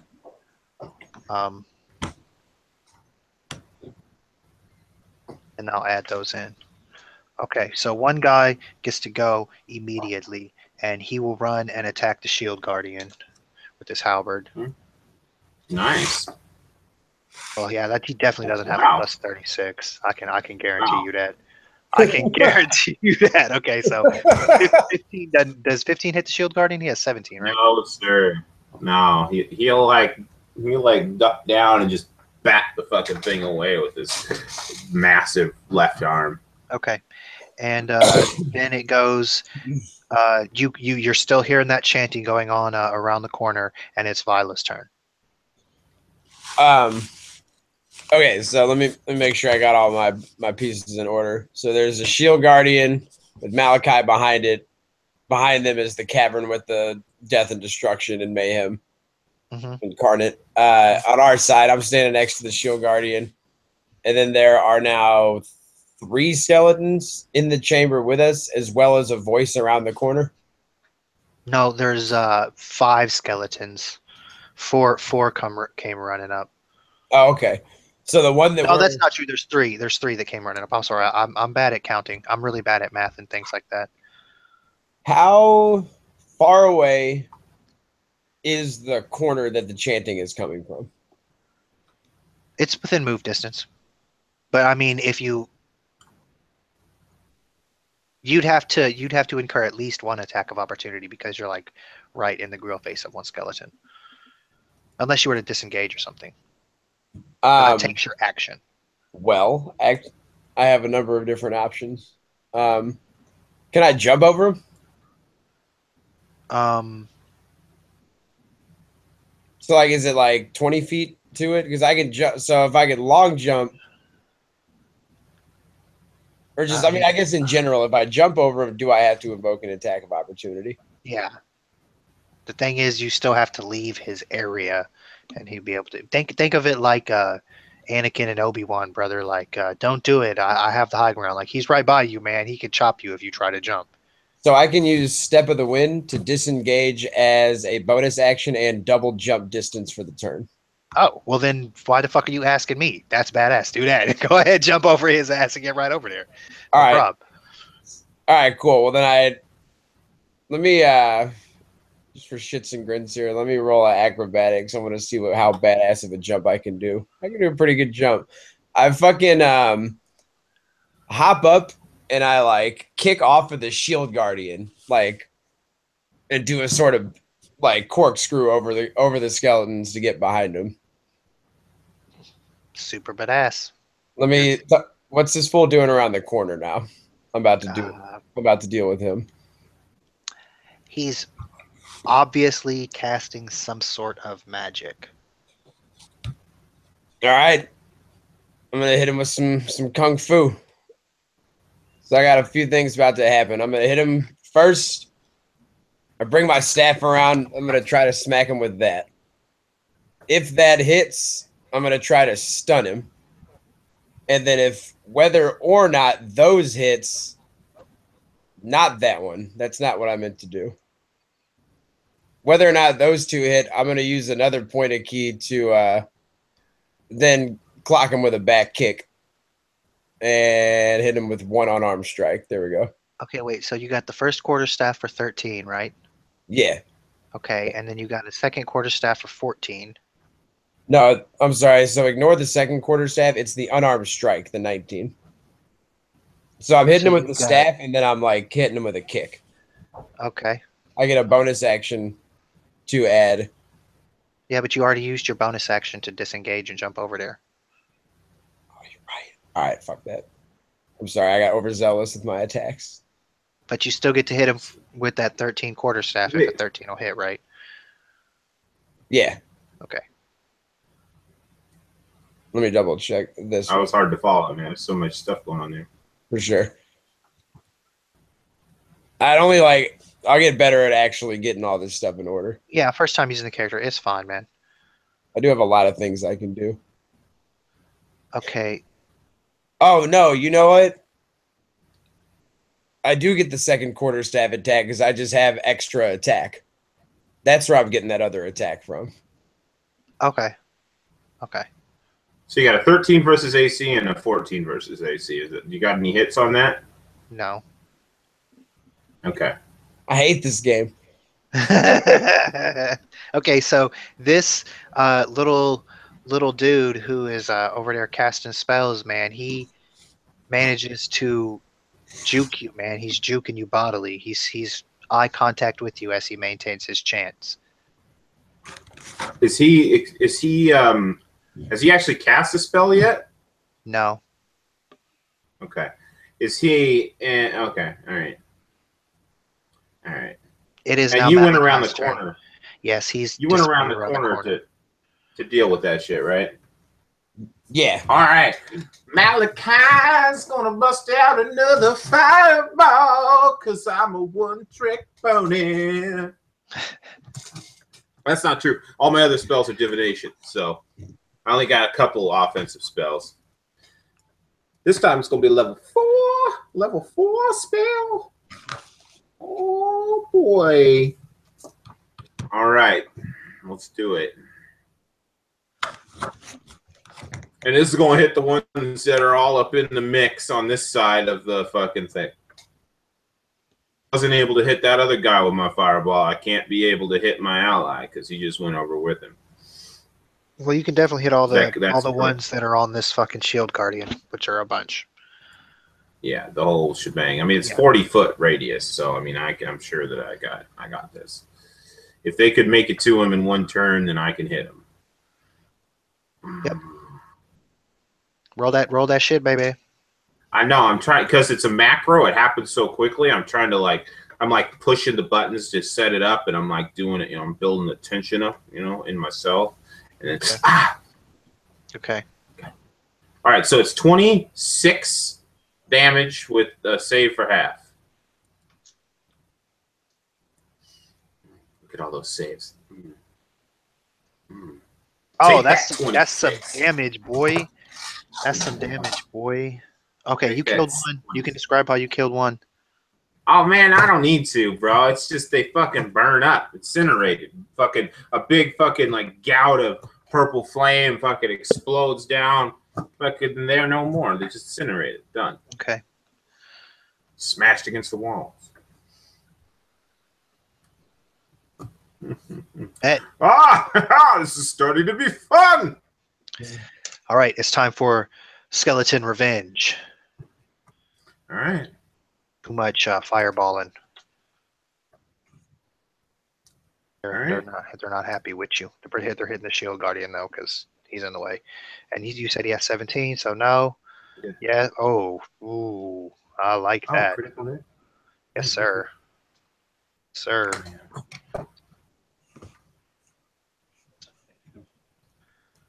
How do I do crits? Have we done crits before? How have I been doing crits? I don't know. I don't think we have had a crit before. I like double D damage. That sounds good. We'll do that.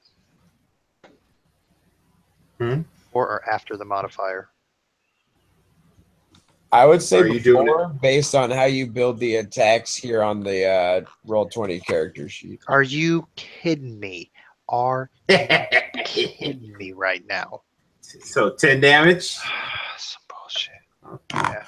Or is it 9? Is it? I'm gonna do 10, but it's supposed to be 7. But I'm gonna do 10. He did 10 damage because he's mad because I'm mad. And it's a shield. You got me down to 1. You got me down to 130. Yeah, that's bullshit. Goddamn. All right. Okay, that was the third one. How many of these motherfuckers? Let me keep track of this properly. I got my list. I got my numbers. All right, I got one. No, it's his turn. The fourth attack. It's his turn. His turn. All right, so he's going to regenerate that 10 HP.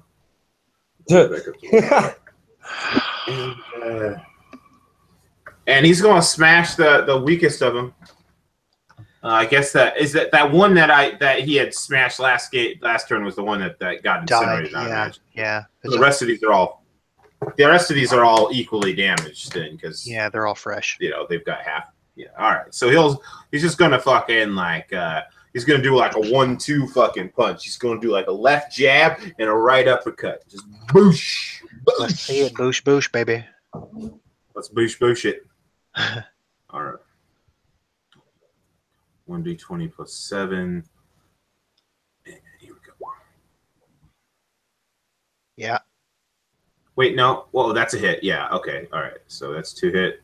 Sorry, I thought I did something wrong. All right. So the second one misses. 2d6 plus fucking goddamn it. I need to make a goddamn macro for this. And it's 2d6 plus 4.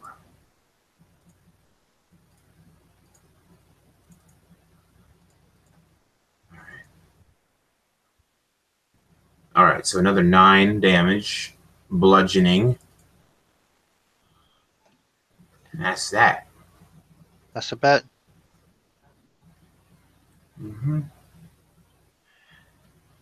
All right, final skeleton go. Shield golem, missed that ass with them halberds are flying in the purple flame, and it flips back around. And the guy is looking at Vila. What's happening? You're making a lot of racket. Sorry. Okay, so the guy who's doing his incantations, you can just hit that mute, baby.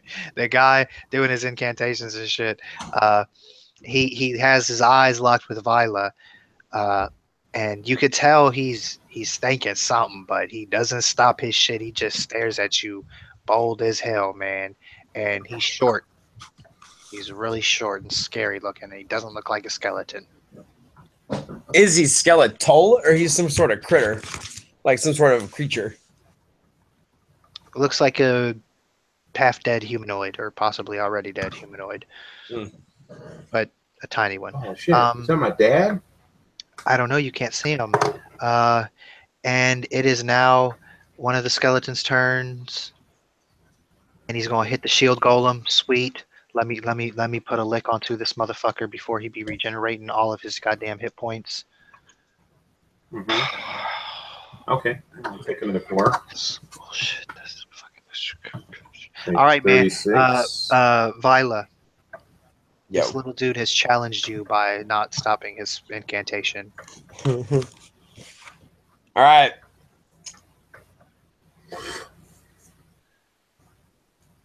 I really hate this guy. As well you should. I'm going to try a technique taught to me by the temple with this motherfucker right here. So he has to beat a constitution check. This one's not set up right either. God damn it. Constitution check. Here. What? Here. What? Check.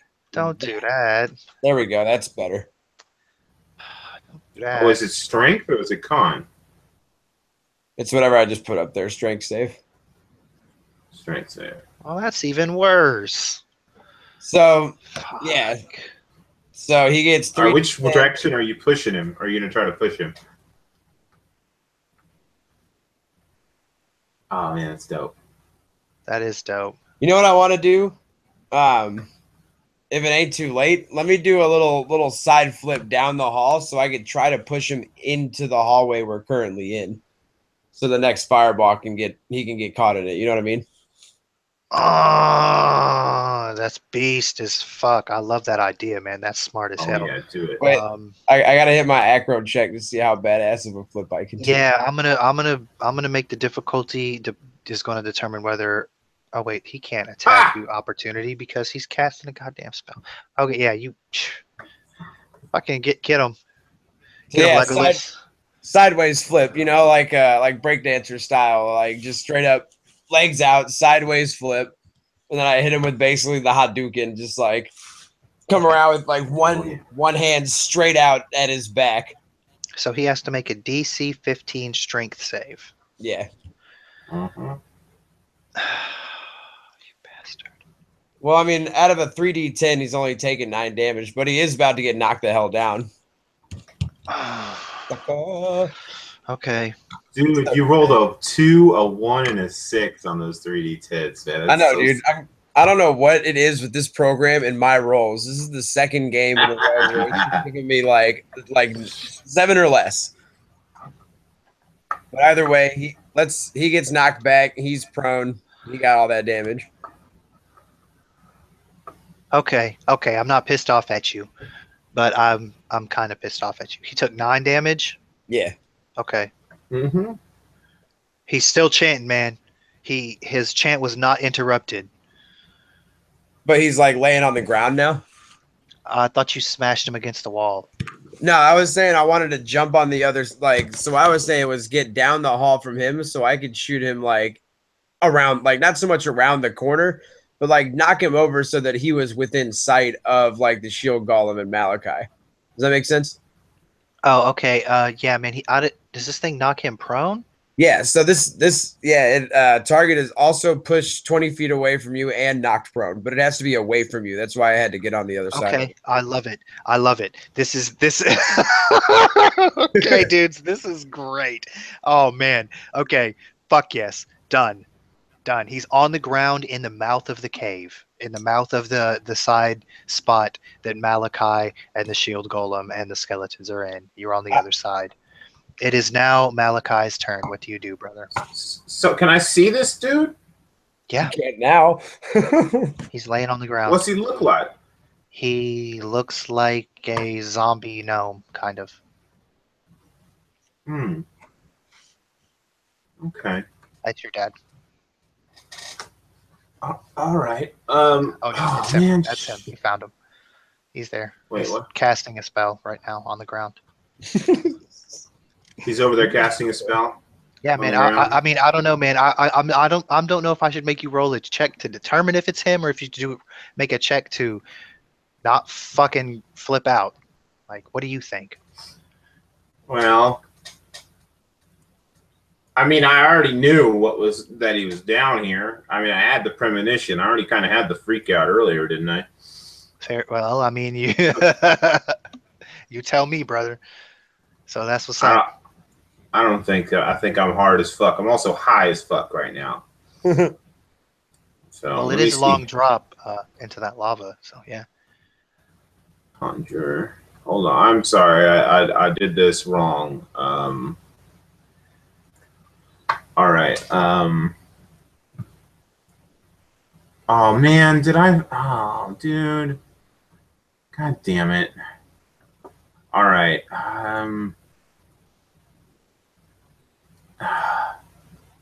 Sorry, I should have been doing this in between turns, but I failed to do it because I was so excited by all the stuff that was going on.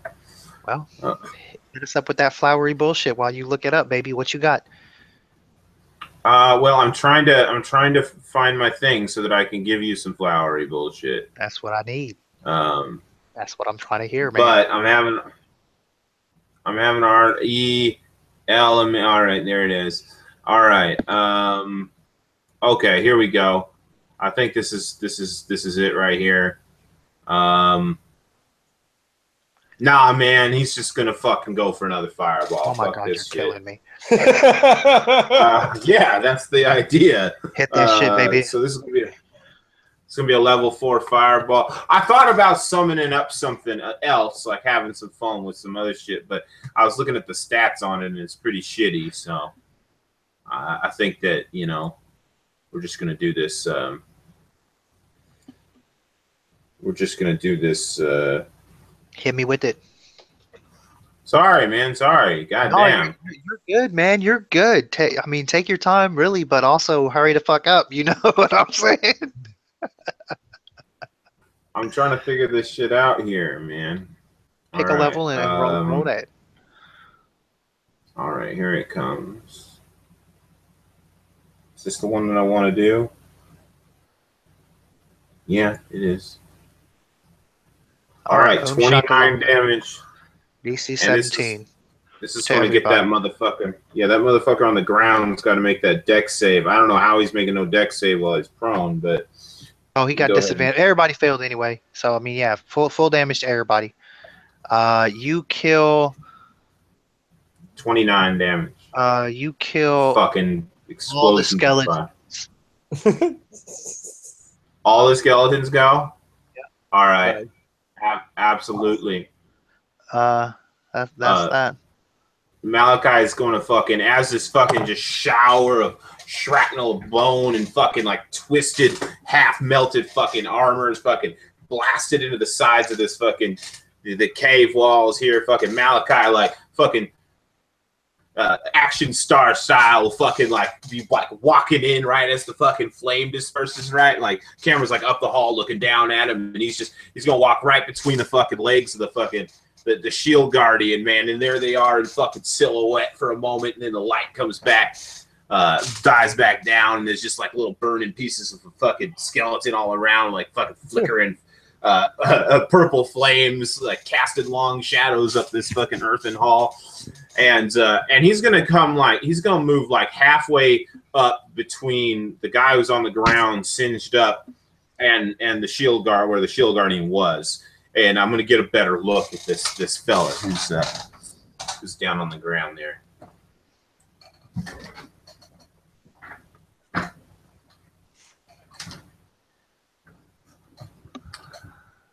You hear me? Yes, sir. Can you hear me? I can now, yeah. Man. All right.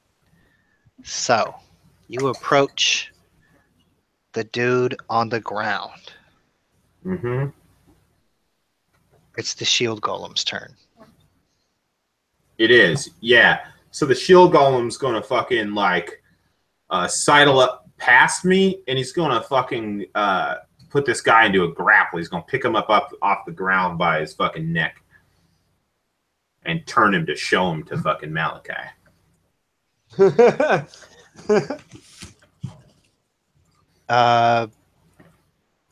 Does he need to make like a strength check or something? Is it opposed? Yeah, it's athletics. It's opposed strength check. Okay. All right. Oh yeah, and I'm gonna regenerate that 10 health. Okay. So he's now at 142, which is his max health. Wonderful. All right, let me see here. How much strength does this guy have? It's like, it tells me his dex is intelligence. Strength 18, so he'll get +4 on this. Does he have pluses to athletics? This one isn't very this isn't very good. Let me look it up over here real quick. All types, shield, all TRs, shield guardian, 18 plus 4 strength. All right, let's do this. Did you already roll for yours? Oh, he did pretty good. Okay, so he may score him out of the first attack. I may have to use the second attack to get this done. 1d20 plus 4. No, I don't think so. So that's a crit, 24.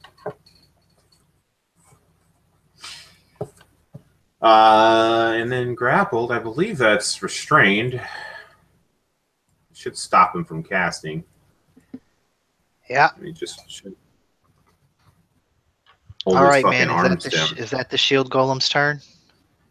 Well, no, I mean, he's got another fucking attack, but Malachi hasn't given him the fucking order to do it yet. He wants to know what's up with this fool. What's he looking like? Who is this guy? Does he recognize him? It's your father. Dun dun dun. He's been turned into a zombie. It's I heard like he's been turned into a zombie. Was it dad? Yes, it's your Is it father. dear old dad? Yes, he's obviously dead. Oh man. Malachi will look up and his fucking face will just twist into a mask of fucking of rage, and he'll say, "You have defiled my father! Ah, you creature!